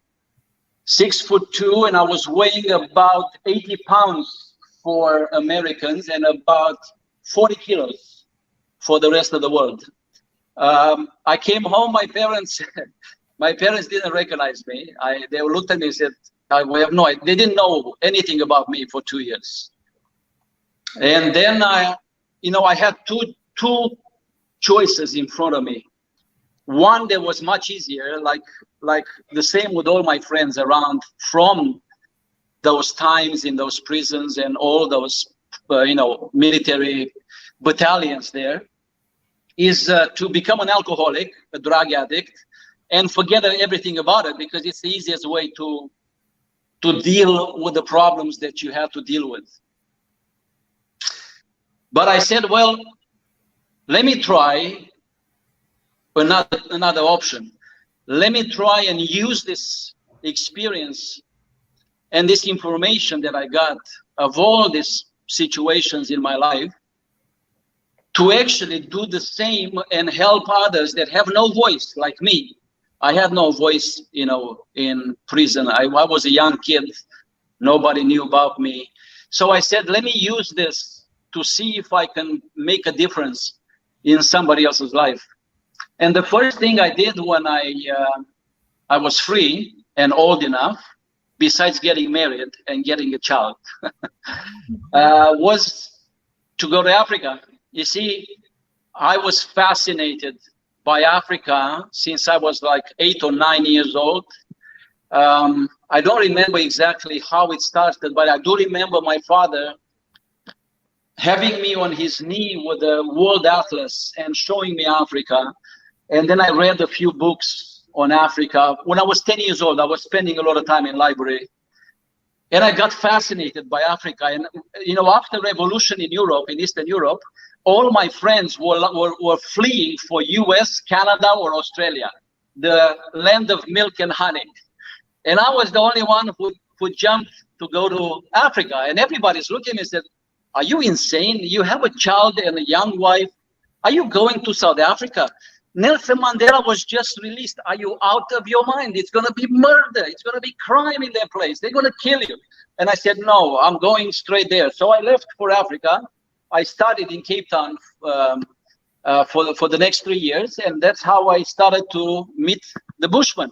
And the moment I met the Bushmen, obviously, some things were unresolved in my mind from prison, because the moment they saw me and they met me and they started to know me, they said, you have a broken soul and you're not healed yet, and that's what happened with the Bushmen. And when they adopted me in '98, I finally understood why I had to go through all that I did to do what I do now. Wow. Wow, absolutely amazing, amazing story, Sebastian. Thank you for harnessing the pain you went through as a young boy and turned it into the gold that is the work you are doing, in particular for the children of Africa. I feel so honored to have met you. I can't even remember how we connected, but the universe has got a magical way of bringing the right people in my life. So ladies, let's open up the floor. for questions, comments. Sebastian, Okay. Prof, Yes. what you're doing, it's like, it's unbelievable. Like people from Africa, they don't understand. I don't think they would understand the love you have for a human being. Understand the needs, because water is human need. And if you deny people water, then you've killed them. And Yeah. so you are at the center of it. To say, this is why I'm on this earth. This is what I'm supposed to share, to give, to save these people. And I'm so grateful for you. Honestly, thank you so much for the work you do. It's quite, it made me cry that, it's like at 10 years, you were reading books. You were following, you fell in love with doing good to other people who were underprivileged. Thank And you very go much. Appreciate look, that. the Bushmen. I know my auntie, kept some in Botswana. She looked after some Bushmen who are still her kids, but they still go out. They still have that nature. They were not born. They had kids, their own Yeah. kids in the houses, in my aunt's house. But still, they go out sometimes. They still feel we belong there. See, What for it sure. means is just For going to sure. give them water so that people can be stable. That's right. Thank you so much. Thank you. Thank you. People ask me, but there will always be poor people, there will always be thirsty people, and so forth. And I said, this is the typical cliche of people that want to find an excuse not to do anything. But for me, you see, I met Nelson Mandela. He was, as part of our class, we went through the Parliament building in Cape Town, and he was there, and we met him collectively, and he said two things there that they became my motto. One was that poverty is not a natural disaster. It's not something God-given. It's man-made, and therefore it's not an act of charity to stop poverty. It's an act of justice. Okay? So for me, that was the one of the greatest revelations, because people say, oh, you give a piece of bread to these poor people or a glass of water, but I said, no, I'm fighting for justice. Wow, Oh, thank you. you Thank you, fill my Sebastian. heart. Yeah. Paula. Oh, I can hardly speak. Blown away, really. What an amazing person. No, I don't think so. I think you do. Yeah. A little angel here on earth. Well, bald and bearded. So, there's the problem with that angel. As far as angels are concerned, they could be better looking than this. But fascinating, though, that you with the anthropology, it must have been fascinating for you when you had that love of that, and how the different sort of tribes and everything created, that you now then get to help those very people and keep their existence going. Yeah. And the water, I mean, that's classic, isn't it? Because where they say, give a man a fish, he'll feed his family for a day. Teach a man how to fish, and he'll feed his family for life. And you've been able to do that. Exactly. And water is, for me, water is the most basic, fundamental human right. I mean, you can have the greatest house, you can have the greatest car, the greatest bank accounts. If you do not have a glass of water, you're done, you're finished, and it's over. So for me, this is my life defining moment is water. I came there as an anthropologist because I was curious about these people, but when I saw what they go through, I dropped everything and I said, you know what, much bigger things are ahead. than this. So that's how I started. Amazing. Yeah. So how does your wife and your son feel? Are they still supportive? And My wife is with me right here in Dominican. She's been with me many years to Africa.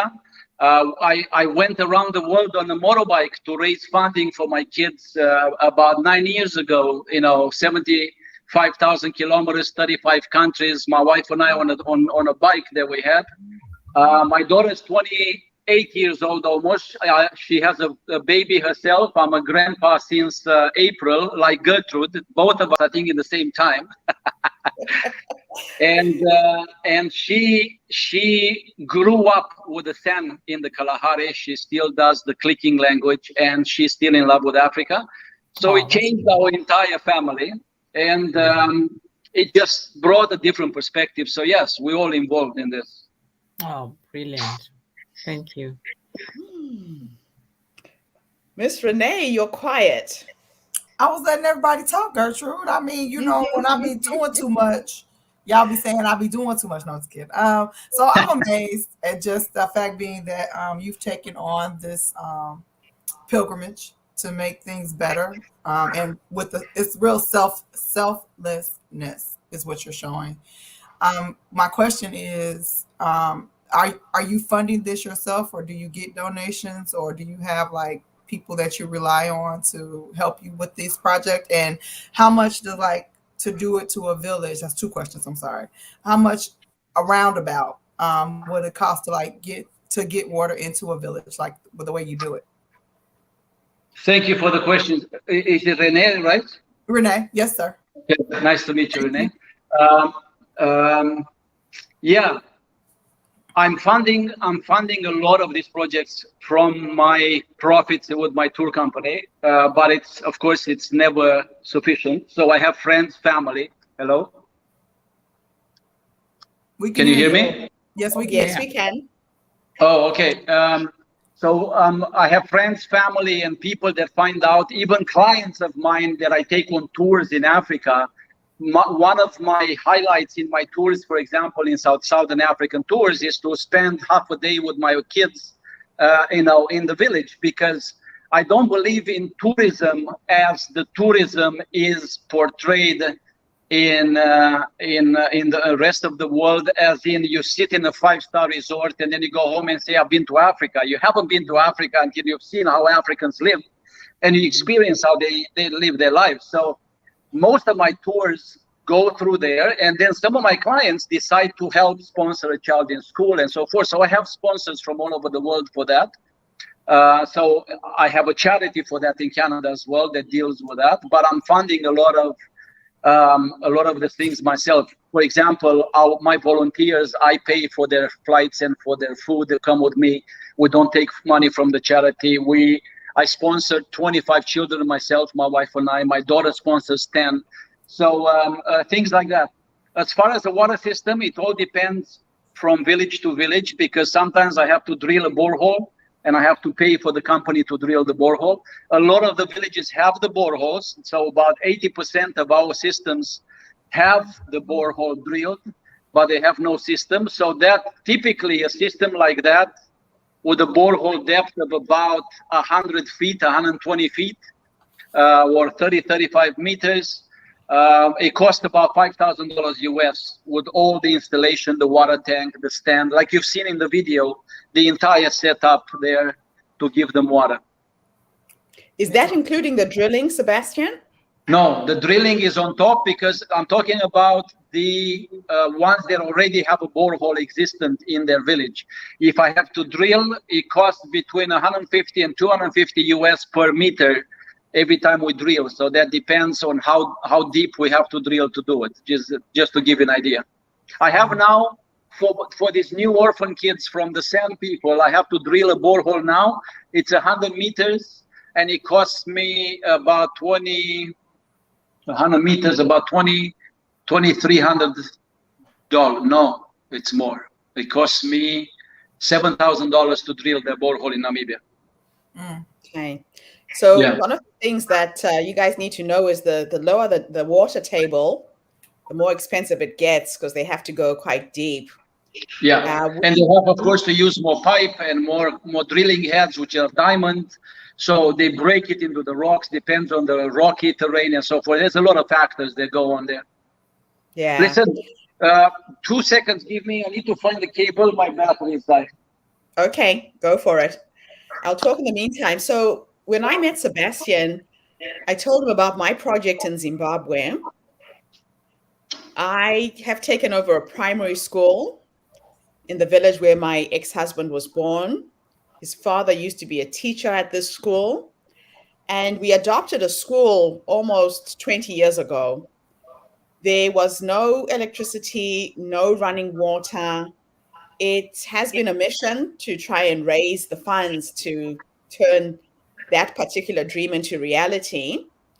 The last thing I managed to do before COVID was to have a borehole drilled. So we have a borehole. We're trying to raise the $5,000 to get Sebastian to go in, set up a solar system. So we have solar energy to pump the water into the tanks. Now, one of the things about rural Zimbabwe is that the land is not for sale. So I have gone back to my local chief and negotiated for him to gift the Africa Thrive project some land. And the vision is that once we have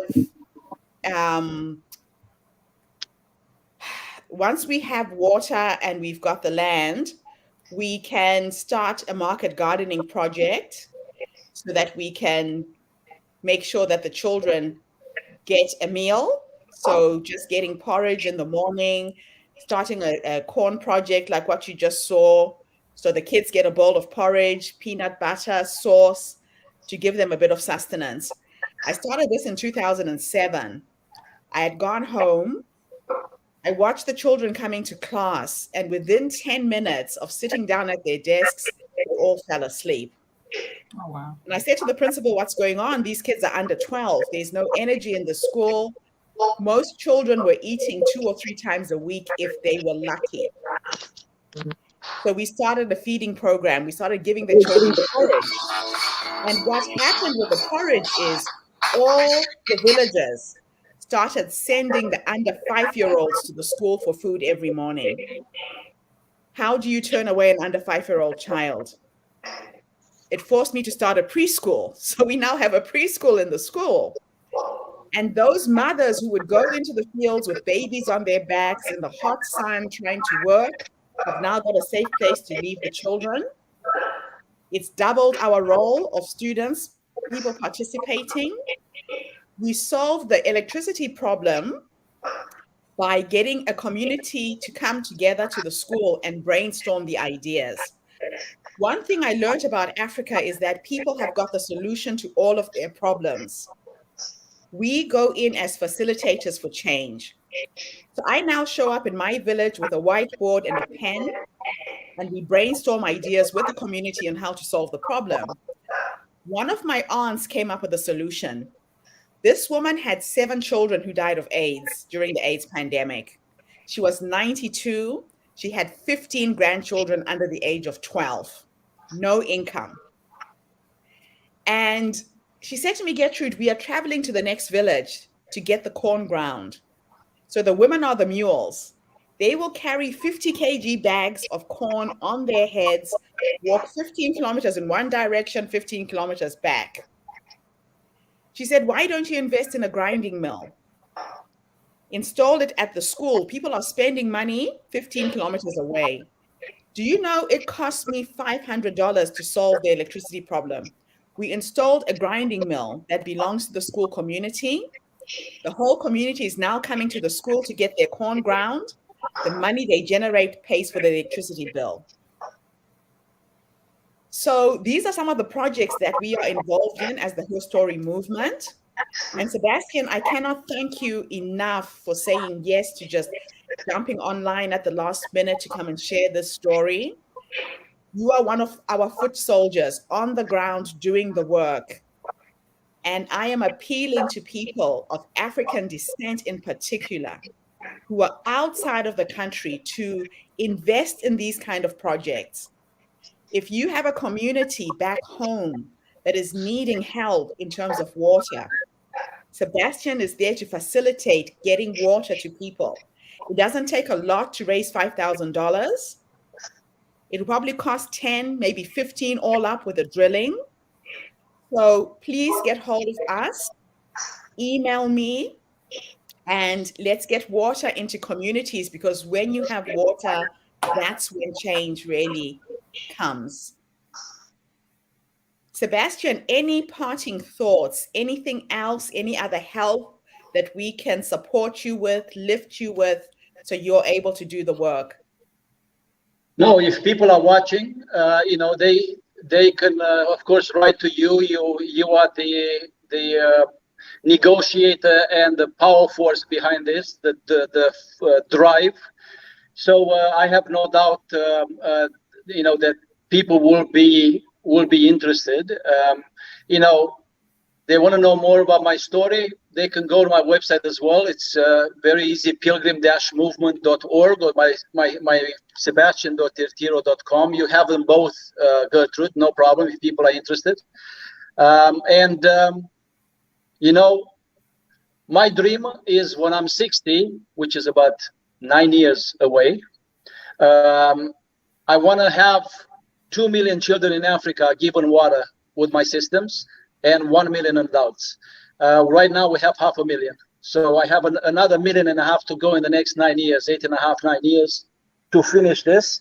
And people say it's impossible. Well, I tell you what, when people say it's impossible, I do it twice and I take pictures just to make sure that people understand that this can be done. Yeah, so people told me it's impossible for a Romanian to leave from Romania and become a bushman or a Kiai, or go to Congo or go to the Arctic and freeze his ass in an igloo for 3 weeks, 5 years, one after another, or go to the Amazon and so forth. And every time I did it, I took pictures, I sent it back and said, hey, listen, I've done it, and I've done it 3, 4, 5, 7, 6 times. So this is what I want people to remember. There's no barriers of culture, of language. You don't need to be a rich millionaire to do this. If you have it in you, if you have the drive in you, nothing can stop you. But at the bottom of all this, and at the base of all this, for me, the most important thing is, what do we do for others? What do I leave behind when I'm dead? And my legacy has to speak in water for the children of Africa. So are you Wolfman, the Iceman? No. Excuse me? No. Okay. All right. So, Sebastian, my last question for you before I release you. I don't even know what time it is there. I forgot to ask. Why is giving so important for the future of humanity? It is the only way that we qualify as humans. Is what we do for others that are in a much worse situation than us. I mean, I spoke with a billionaire the other day, very interested to hear from me, because my YouTube channel has like 3 million views or something like that. I don't even know. And he said, wow, I'm interested. Tell me more about this water systems and blah, blah, blah. And I tell him, and he says, wow, what if we build 2,000 water systems across Africa to 500 million people, and then we install a meter and they pay $1 per week, everyone, for the systems. Imagine how much money we would make. I said, you know what? No. Why don't you take your billions, shove it somewhere, and leave me alone, because I will never do this. So, for me, the definition of a human being is not how many times you go to church, how nice clothes you have, or how many times you pray during the day, or what's your religion, or what's your faith. For me, the greatest definition of humanity. And people that ask me, what is your religion? I tell them my religion is taking care of orphans and of the poor. If anybody has a problem with that, then I think there should be some change of perspective, because I don't see, for me or for the people that I work with, any better definition of being a human being is just to take care of the children who have not asked to be in this world, are innocent of all our problems and all our situations, and they are the ones who suffer the most. So that's my my story. Thank you, Sebastian. Absolute My honor to pleasure. reconnect with you, my brother. We will meet in person one of these days and we will dance. Very nice to meet you, ladies. I wish you a good evening, I think, or night or day, wherever you are, and everybody else that's watching. And we'll be in touch, Gertrude. Thank you. I'm Thank going back you. into the Thank jungle. you. Take care. Bye Thank bye. you. Thank Bye. you. Oh, wow. What an amazing guy. I meet some of the most amazing people on the planet. That is an angel. You were right. An angel walking this earth, selflessly just doing the work. We need Mm. more people like that in the Oh, world. 100%. And what about the background where just because his brother left, which you can completely understand why his brother left, that the family have to pay the debt and he gets put in prison? Yeah, he had to serve time for his brother's defection from the army. Okay. So the next video is going to be another inspiring woman. She's also from Zimbabwe, has an interesting story. So Sebastian was talking about his passion for AIDS orphans. Lynn Passy is our chairperson for Sydney, Australia. I met this young woman almost 2 years ago when I was launching the Herstory movement. And she really personifies everything Sebastian is working towards. He mentioned that there's going to be more children who are orphans now because of this pandemic. That is very, very true. When I look back at what happened with the AIDS pandemic, at least it was just a situation where you got AIDS because of what was happening in your life. You could make a choice. Right now, with this pandemic, we're literally a breath away from affecting and infecting each other. You could be in the wrong place at the wrong time, around the wrong people, and your whole life can change. So I shudder to think what the challenges are right now in Africa around this pandemic. Maybe we will come out of this better. I don't know. I've been talking to family, I've been talking to friends. Things don't sound very good. Selena, I don't know what you have heard. I know in some countries there's no test kits, there's no medication, there's no ventilators. Have you had any news, Selena, while I They don't they tie up don't this? have. They don't have. Most of the villagers they don't have. And if they ever want to have any, they have to pay quite a lot of money, which they don't have. So and then they are forced to stay indoors. They're supposed to be because they don't get anything from the government. So what they do is just like, okay, they have to go and work. Most of them they sell wares, they sell vegetables. And so what do? If they can't go and sell to make those few dollars to buy their food for the kids, it's tough. And because of the drought, I think they were not able to, like to have a lot of food. But now, at the moment, I think my young sister was saying it's raining, but not all the places. One lady I spoke to today says she comes from, no, I saw her. She comes from, Gokwe, Ujombe. Mm-hmm. And she says there's there's so much drought, there's no water, there's no rains. So it's like it's kind of tough that they can't get the food, then the vaccine, and people are dying. They go like the other person said, people want to say farewell. I think we discussed it yesterday. Mm. Say farewell to somebody who has passed on. They want to be there so that they will be seen to have supported them. But then they can't do that because, I mean, they die. They do it, but most of them are dying. They die of some people. They go to funerals so that they can have something to eat Mm. because they don't have anything. But then that's where now people meet. They don't, like separate, isolate. They shake hands, they sit next to each other, and Yeah, the transmissions are high. So I'll they're share high. this video. It's quite pivotal to hear the story from an AIDS orphan. So Lynn Passy is a young girl who was living here in New Zealand at some point. She's now living in Australia. She lost her mother, her brother, her sister, her father. The whole family died of AIDS.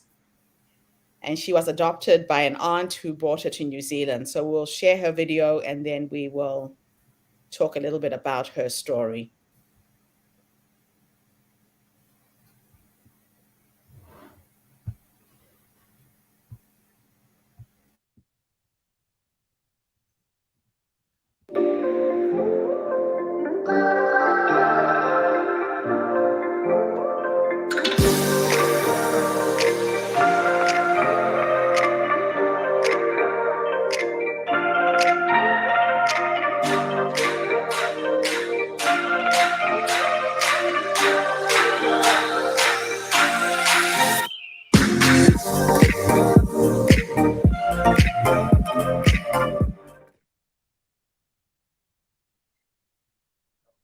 Hi guys, welcome back after the break.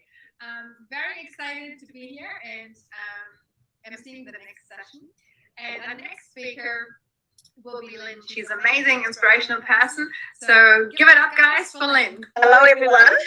My name is Lynn Passy, and I'm chairperson for Sydney Herstory Global Women Empowerment. It's such an honor to be part of such an amazing, amazing group of women. And I'm just here to share my story and just to also tell you what my experience has been. I met, I think I'd like to say to Gertrude first before I get into my speech. I met Gertrude when I was about 22, and probably I don't think you guys remember. I had my son at that age. I had just been married, and I used to admire her from afar. But I guess like what all of you ladies are saying is once you meet Gertrude, there's this bubble of energy, and she just draws you in, and you just want more and more and more. You just can't. It's someone. She has that kind of energy.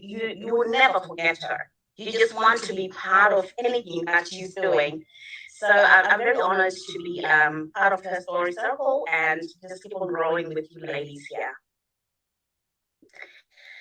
A bit of my background. I think I shared earlier on with when we started the conference. My background, I come from a what I call a rainbow family. I think, yeah, I call it a rainbow family. I was raised by my stepfather and my biological mom. He had two kids, my brother and my sister, and she had me. So there were two divorcees who just got married. I felt love. I tasted love. I smelled love being raised by these two amazing human beings. I hear so many horrific stories about how a lot of kids are abused by step parents and all sorts of crazy things that happen out there. But my stepdad was just an amazing human being. I was in a perfect setting. They always tell you that what a child needs is just love. If you give a child love, I think that's the best thing that you can ever do. And that's what I got. In our little world of love, my family, I guess HIV struck my family. And I remember losing my stepdad when I was 9. It was the most heartbreaking thing that I ever went through. My hero, the man who used to teach me riding my bike, who used to walk me around the yard, going left, right, trying to teach me which hand was right and which one was left. was gone. My mom had to be strong. She had to raise my stepbrother, my stepsister, myself, and my half sister that she had at that time. She was about a year old, and she was pregnant as well, expecting another child, and she was widowed. So she became the backbone of our family. Every time when I mention my mom's name, I start trembling. She was the foundation. She was the rock. She was the pillar. She was just an amazing soul to be around. Every time when I think about her, I always wonder why God even let her be on earth, because she was that good. She was loving, she was caring, she was nurturing, and she passed on so many things to us. Being a child raised in a family that has HIV is the most difficult thing. You are tainted as a sickling person. You are a diseased person. No one wants to talk to you. No one wants to touch you. No one wants to be close to you because your family has HIV. I grew up around that. I used to visit my cousins. You know, families can be loving, but they can be extremely horrible. And I remember one incident. I was about I was about 10, 11, and we visited one of our aunties, and she made us sleep in the garage because my mother had HIV and my sister had HIV. And I remember whilst we were still at their house, they had to strip down all the blankets and put them in the washing machine for hours and hours and hours because they were scared, excuse me, because they were scared to catch the disease. That became part of my life. But my mother sheltered us so much. She wanted us to know that HIV was just a disease. It didn't change who we were. It didn't define who we were. She taught us to be caring. She taught us to be giving as well. She taught us to love unconditionally and to reach out to anyone out there who needs help. And throughout my years, that's what I did. I thought that people would pity me, you know, and want to care so much, but they didn't. Instead, they became even more cruel. When I got to about 15, after my stepdad had died, my half sister had passed on, my younger brother had passed on as well. So I had lost already 3 family members. My mother took ill really bad, and she started prepping us, myself and my older brother and my older sister. She started preparing us for her death because she knew it was coming. She would sit us down and, you know, she would literally imitate how people would be crying on her funeral. And she'd call out the names and say, you know, Auntie such and such, Uncle such and such would be doing this on my funeral. And she would ask us so many times to be strong, to be brave, because people are going to start name calling. We thought this was just her own perception or assumption on how things would be. I thought that, you know, mom is just telling stories. I'm sure if she does pass on, people will be kind and loving and, you know, they'll feel sorry for us. On the 2nd of December, 2000, my mother passed on. and life hit really hard. I started seeing everything that my mother taught me. I started seeing everybody's behavior changing towards us. I'm going to be sharing just a few things that I experienced in my past being an HIV orphan.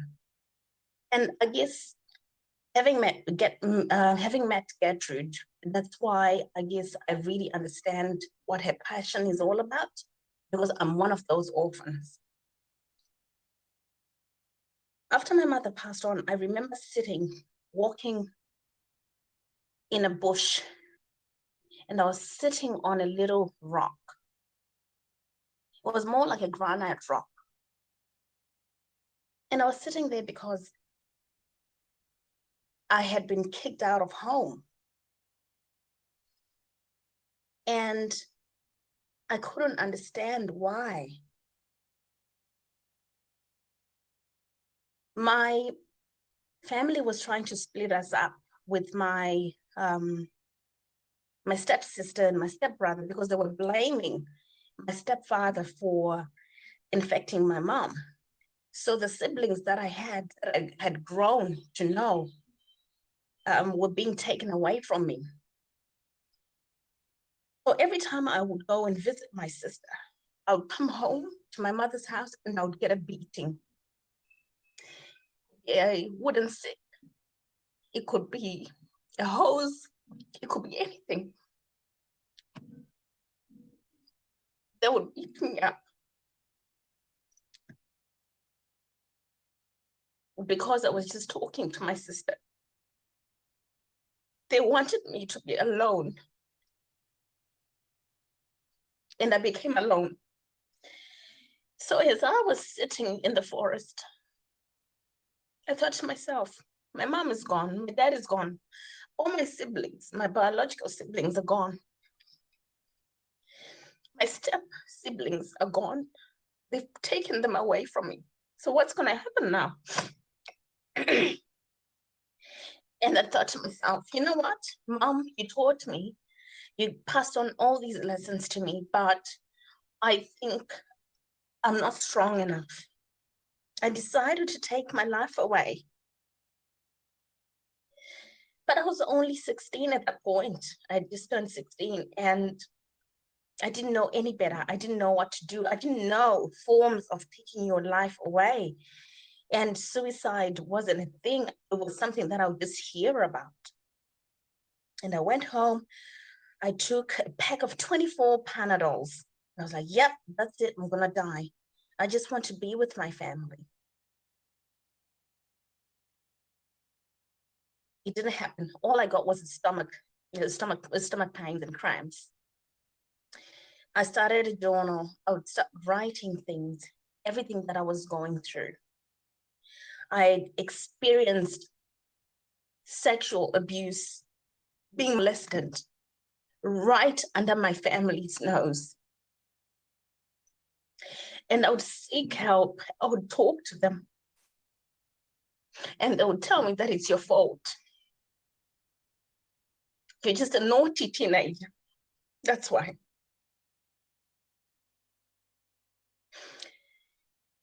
I had to dig deep. I had to dig deep down in my soul and look and reach out for the lessons that my mother taught me. I never knew that love could be so powerful. I started thinking about all those lessons about staying strong, about just reaching out in my darkest moments. My mother always used to tell me that when you find yourself in your deepest, darkest moments, just reach out, wake up, get up, stand up. You don't know who's going to be outside. That person you might bump into might be the person who's going to rescue you. I started thinking about the years that I had with her, the love that we shared. In Africa, people know that what we call this, it's like sour cream. We call it lacto. You can eat sadza with lacto. And this is for the poor, mostly. She would set our table, put serviettes, shape them into little ducks. And we would sit there and share prayers and eat sadza and lacto. So I started digging down, reaching out for those lessons that my mother used to teach me. And she always used to say, baby, the moment you wake up and your feet touch the ground, know that you're blessed. So I started thinking about all these things so that I could get myself out of this suicide path that I'd started going towards. As strong as I was trying to be, as young as I was, things were still difficult. I went through hell on earth. Family started accusing me of killing my own mother. And they would say that I was a witch. And they would say that because I was a horrible teenager, probably that's why my mom died. They started name calling me. They started accusing me of being pregnant and all sorts of things. And this was my family. And I would think that my mom probably is tossing in the grave right now because she left me in the hands of these people and she thought they would look after me. I remember at 16, I received my very first birthday card after my mom was gone. It was written, "Happy birthday, darling, ha ha ha," straight from the grave. This is immediate family that I'm talking about. People can be cruel. My heart bleeds for orphans. I'm grown, I'm 36. I'm raising my two beautiful children God blessed me with. I've got both ends with my children. I've got a 14-year-old and I've got a 3-year-old. So I experience both dramas, but they're a blessing. I walk around every day wondering if I'm to pass on, if I don't reach out to the community and build foundations and build things that protect orphans, what will happen to my children when I'm gone? Orphans need to be looked after. Orphans deserve to be loved. My story stretches because being an orphan, I ended up getting married, but nobody really cared about what was going to happen. I walked straight into a domestic violence relationship. I'll get beatings. The blood that I remember, the first blood is when I was a teenager as an orphan, when I used to go for my menstrual periods and no one would use to buy sanitary pads for me. And I would use newspapers.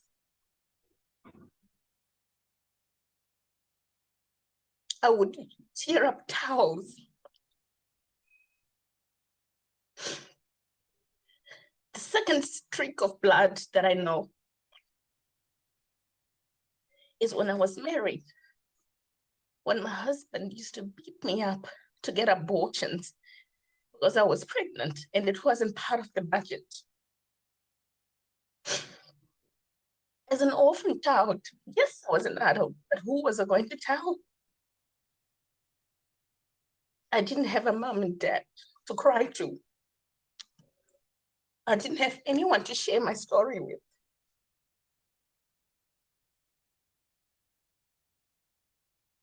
I come here on this platform. I'm bold. I might cry, but I'm bold. I'm strong. I made it in life. I worked for a big corporate in a management role. They didn't want me to succeed. They didn't give me an opportunity to go to university. But I was empowered by so many people around me, just like you, all of you on this platform. I didn't have any source of education, but I'm in a corporate role in a management position because I was empowered as an orphan. I come to this platform and I share my story, and Gertrude makes that happen for me. Like all of you are saying, she's a big sister to all of us. I share my story with pride, with dignity. And I remember she told me one day, she said, Lynn, if people were good to you, they'll be known for good stories when you start talking. People were bad to you, they'll be known exactly for that. So don't ever alter your story to suit them so that they can feel good about the things that they didn't do. I love my family so much. All of them, the ones who hurt me, the ones who accused me, the ones who didn't look after me. I love all of them because I come from a foundation of raw love. I come from a foundation where I was taught that as humans, we need to look after each other. And I'm going to keep on doing that. One person after the other. My work colleagues always laugh at me and say, Lynn, we've never seen such a manager like you. You manage this place with passion, and that's what I do. They see me walking around in the shopping center. When I see an elderly, I think about a couple of days, one of my two I see, she say to me, Lynn, stop it. I know you're going to go and help that old lady. I know you're going to go and carry her bags. Let's keep walking. It's lunchtime. We need to go. But that comes from the passion that I was given by my family, by my mom especially. I encourage you. I hope I've inspired all of you out there just to be loving, to be caring. Look after these orphans. They need you. You will never know how it feels until you lose both your parents. You saw how Gertrude was sharing her story, breaking down, losing her rock as a grown woman. But how about that child who loses a parent when they're young? Who shapes their lives? Reach out if you can. Help out if you can. You don't have to be tied with any foundations or anyone or any big names. Reach out, help these orphans. People are committing suicide. How many kids are losing their lives? A lot of people are killing themselves because of COVID. We've lost so many people. I was reading the stats. Worldwide, we lose a person from suicide every 4 seconds. Every 4 seconds. Knock on your neighbor's door. Check in on them. Who says it's wrong? Who says it's weird? Pick up the phone. Call each other. Love each other. Thank you.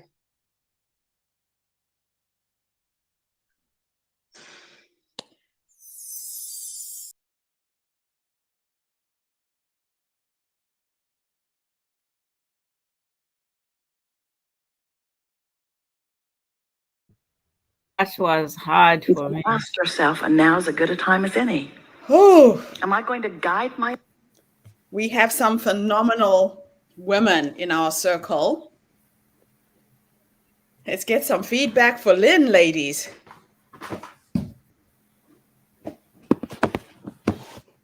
To be able to still love our family when they've done all that is amazing. She's an amazing woman. Really something special. Mm-hmm. But she's managed to take all of her pain and just turn it into something beautiful, to be honest. She advocates for children's rights. And I think because she was one of them, she's 36 now, 37. She's just had another baby. So I'm in touch with her here in Australia. Oh, Is lovely. she remarried? She has met a new partner, Oh, good. so we're hoping to all work out. But yeah, just an incredible young woman. Very, very. So when You know, Sebastian was talking about his kids in Africa, his passion around not putting kids in orphanages, there's a lot of abuse that happens in African orphanages. People will donate money, kids don't get fed, the money is not used for what it's given. So we're all trying to make sure that we find family members who are authentic, who are caring, who can take care of the kids instead of institutionalizing them. That's what we've done in our community. Sebastian would have seen that with the orphanages in Romania with Ceausescu, because they were pretty horrendous, wouldn't they? Yeah. Yeah. So he lived through an interesting time as well. So, man, on to our next one. Gonna have a bit of let me just say something about you, Pass. What's your first name? Lynn. Lynn Passy. Mhm. You know, my mom passed on when I was 14. And I had people around me, the aunts, the uncles, who were saying they'll be there for us. We were 9 of us. But you know, I grew up to be a woman because of that. When my mom was dying, she just said, "Can you please give food to my children?" So, sorry. When I heard Lynn's story, she didn't have anybody to talk to. She was alone. I'm just so much about. That's the reason why I joined YouGet. To stand for other people. To be there for other people. To support the other people. People who don't have a voice. You know, when I came to the UK, I said to God, if I go, I won't go for myself. I'll go for others. I don't care whether it's my relative or it's not. I want to be there for other people to help them. There are so many people like Lynn in our country, around Africa. They need help. They need us. They need us to be strong, to be more powerful, to be there. Oh gosh. Thank you, Lynn. Thank you. And you know what, Selena? We are the lucky ones. I know. You know, we live in the Western world. And what I'm trying to do with Herstory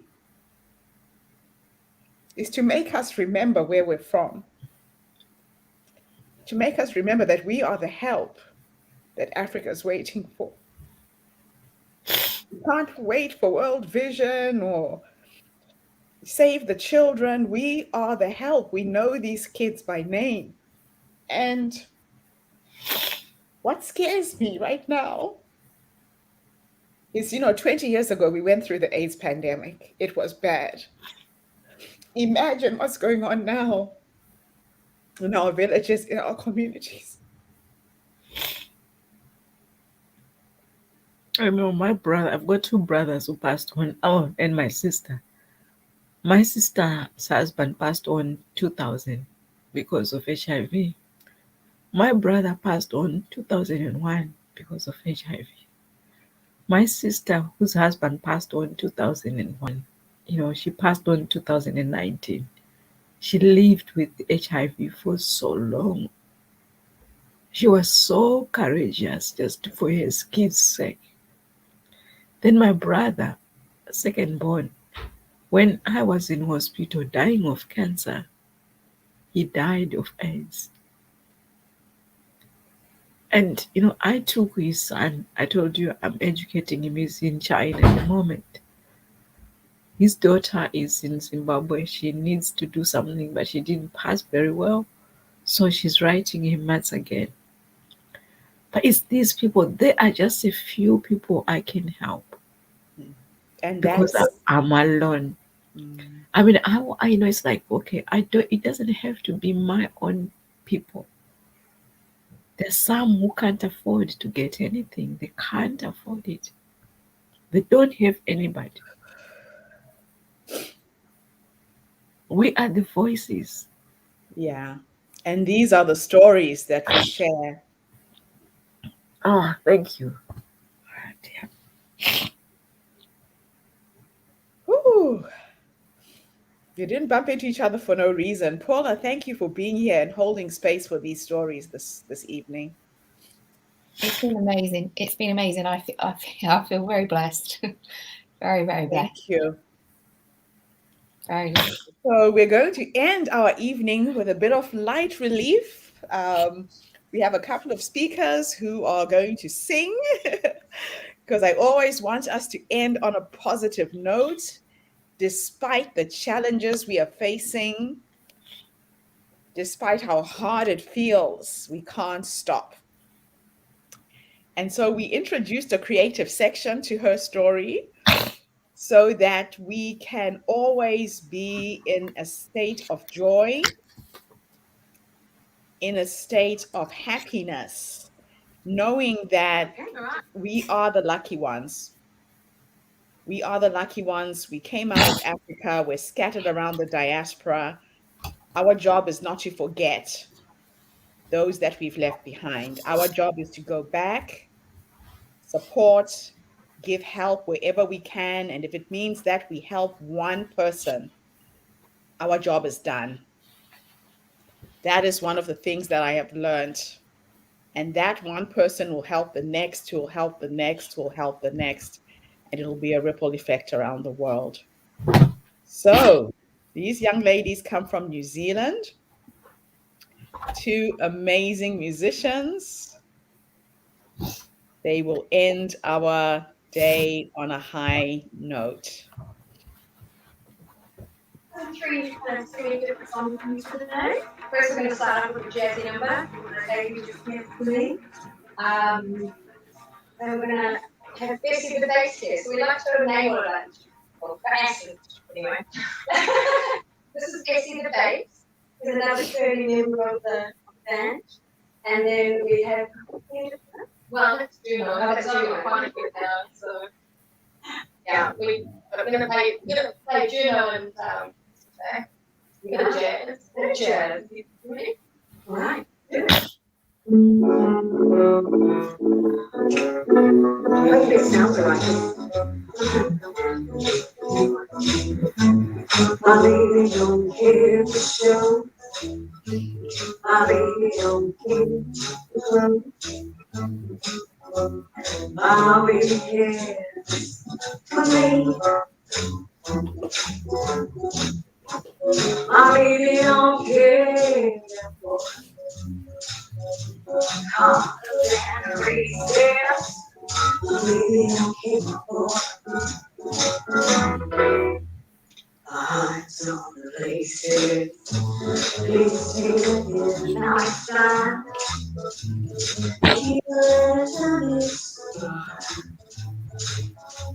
Someday I can see. I wonder what's wrong, baby. My baby just cares for me. Take it away. This is one of the many instruments that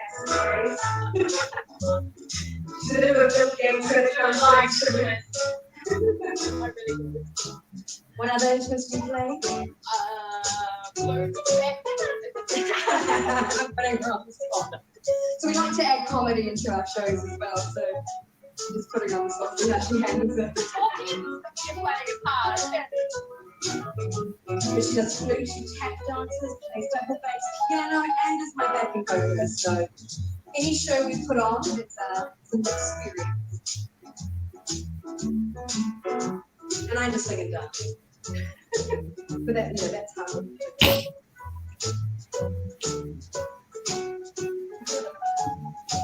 I've lost it. I put her on.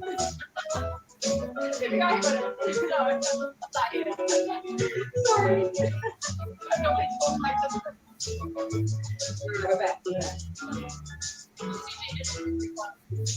My baby don't care for shows. He don't even care for but he cares for me. My baby don't care for cars and races. Baby don't care for. He don't care for some places, leads till his lifestyle, and even let it turn it something he can't see. I wonder what's wrong with the baby. My baby just cares for. My baby just cares for. My baby just cares for me. Yes. All right, so I'm done. Busy. We hate putting busy back on the Oh yeah, so this is really hard to get back in her stand. which is always fun on stage. Now, is the sounding okay? Not too loud, not too quiet?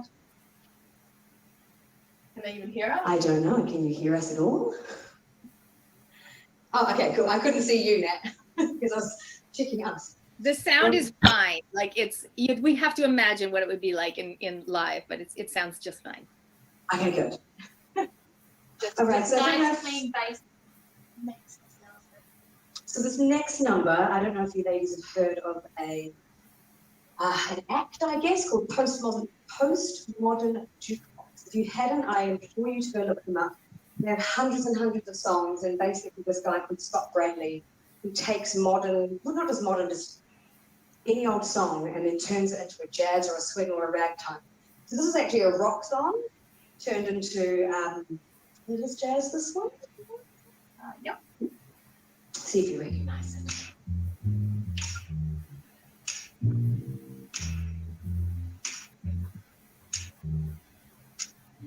I'm gonna fight for a serenation on the me back. We're gonna rip it up, taking that time right from my back. And I'm talking to myself at night because I can't forget.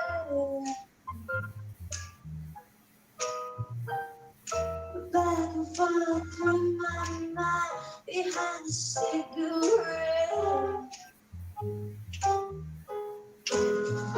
Hear the feeling coming from my bones. Stand and leave it alone.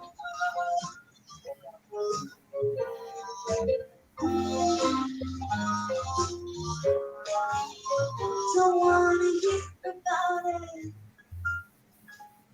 'cause every single one's got a story to tell. Everyone knows about it, yeah. From the Queen of England to the hands of it. And if I catch you coming around my way, I'm gonna serve it to you. That's what you wanna feel. That's what I do.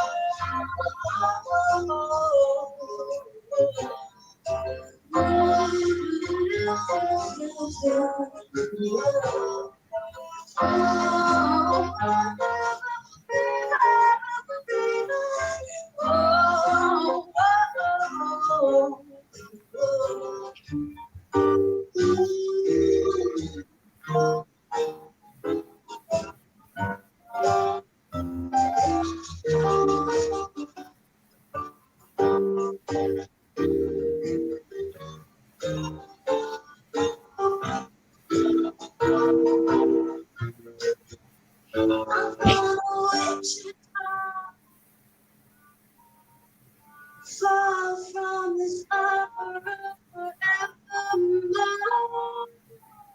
I'm gonna wipe the snow.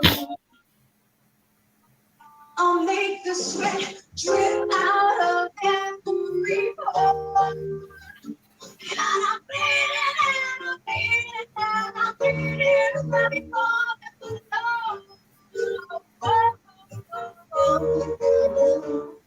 The words are gonna be from me, and I will sing them.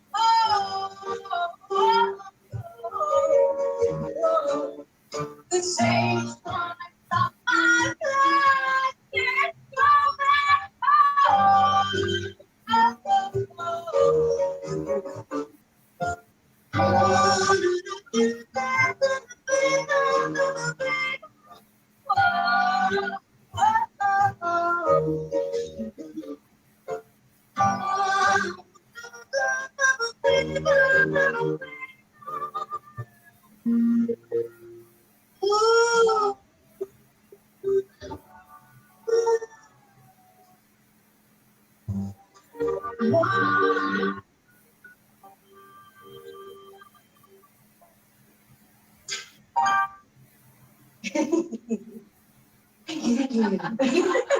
Oh, there, I'm gonna unmute myself and clap.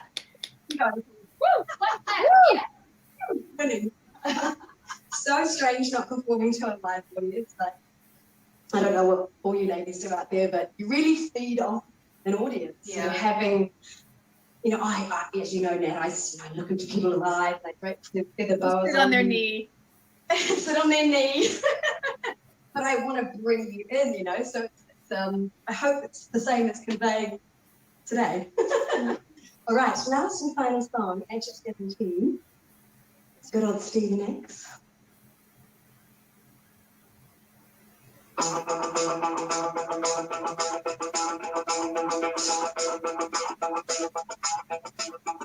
Just like the white wind up, sings a song, sounds like she's singing.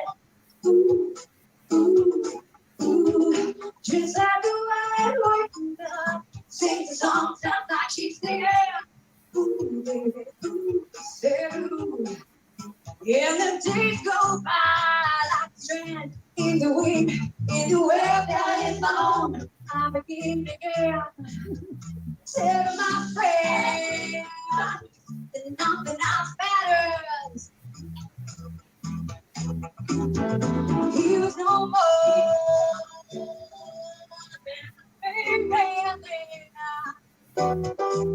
well, they see broken hearted, but something within him.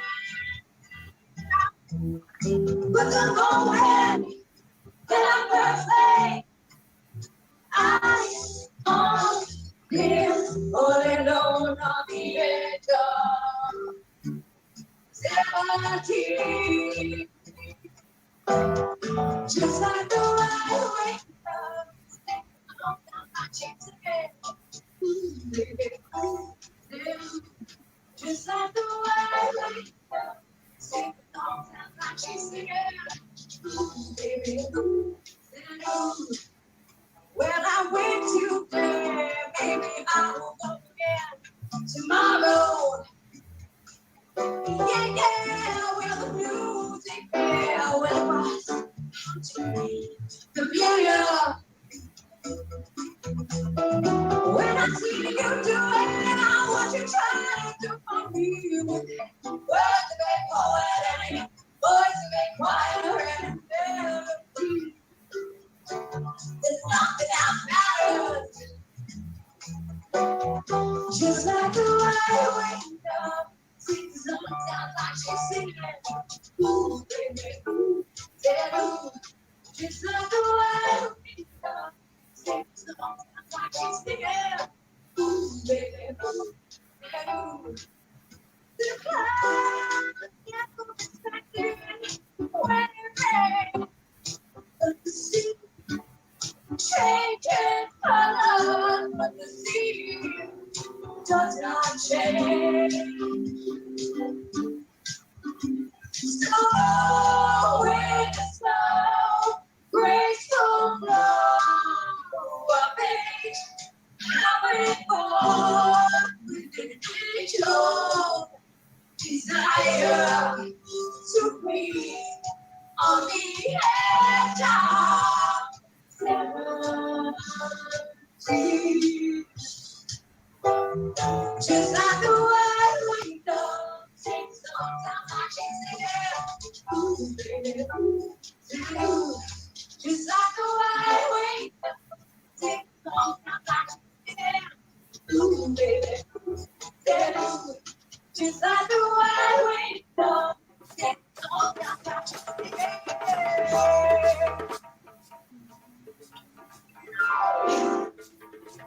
Mic drop.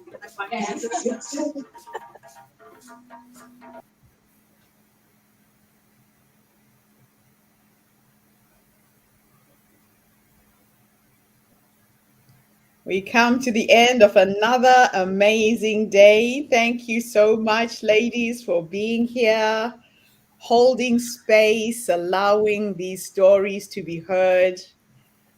They say that if a tree falls in a forest and nobody sees it, did it really fall?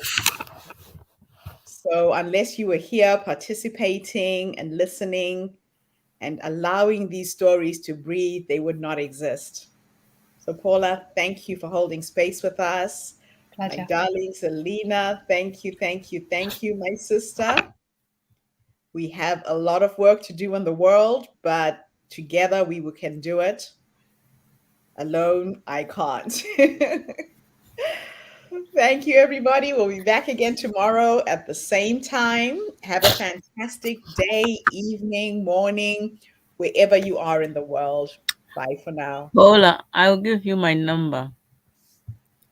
Give it to Gertrude, and then she can She email. has it. She has it. Cool. I'll connect you too. And Paula, if you're not on Facebook, let's connect on Facebook as well so I can tag you on all of these videos.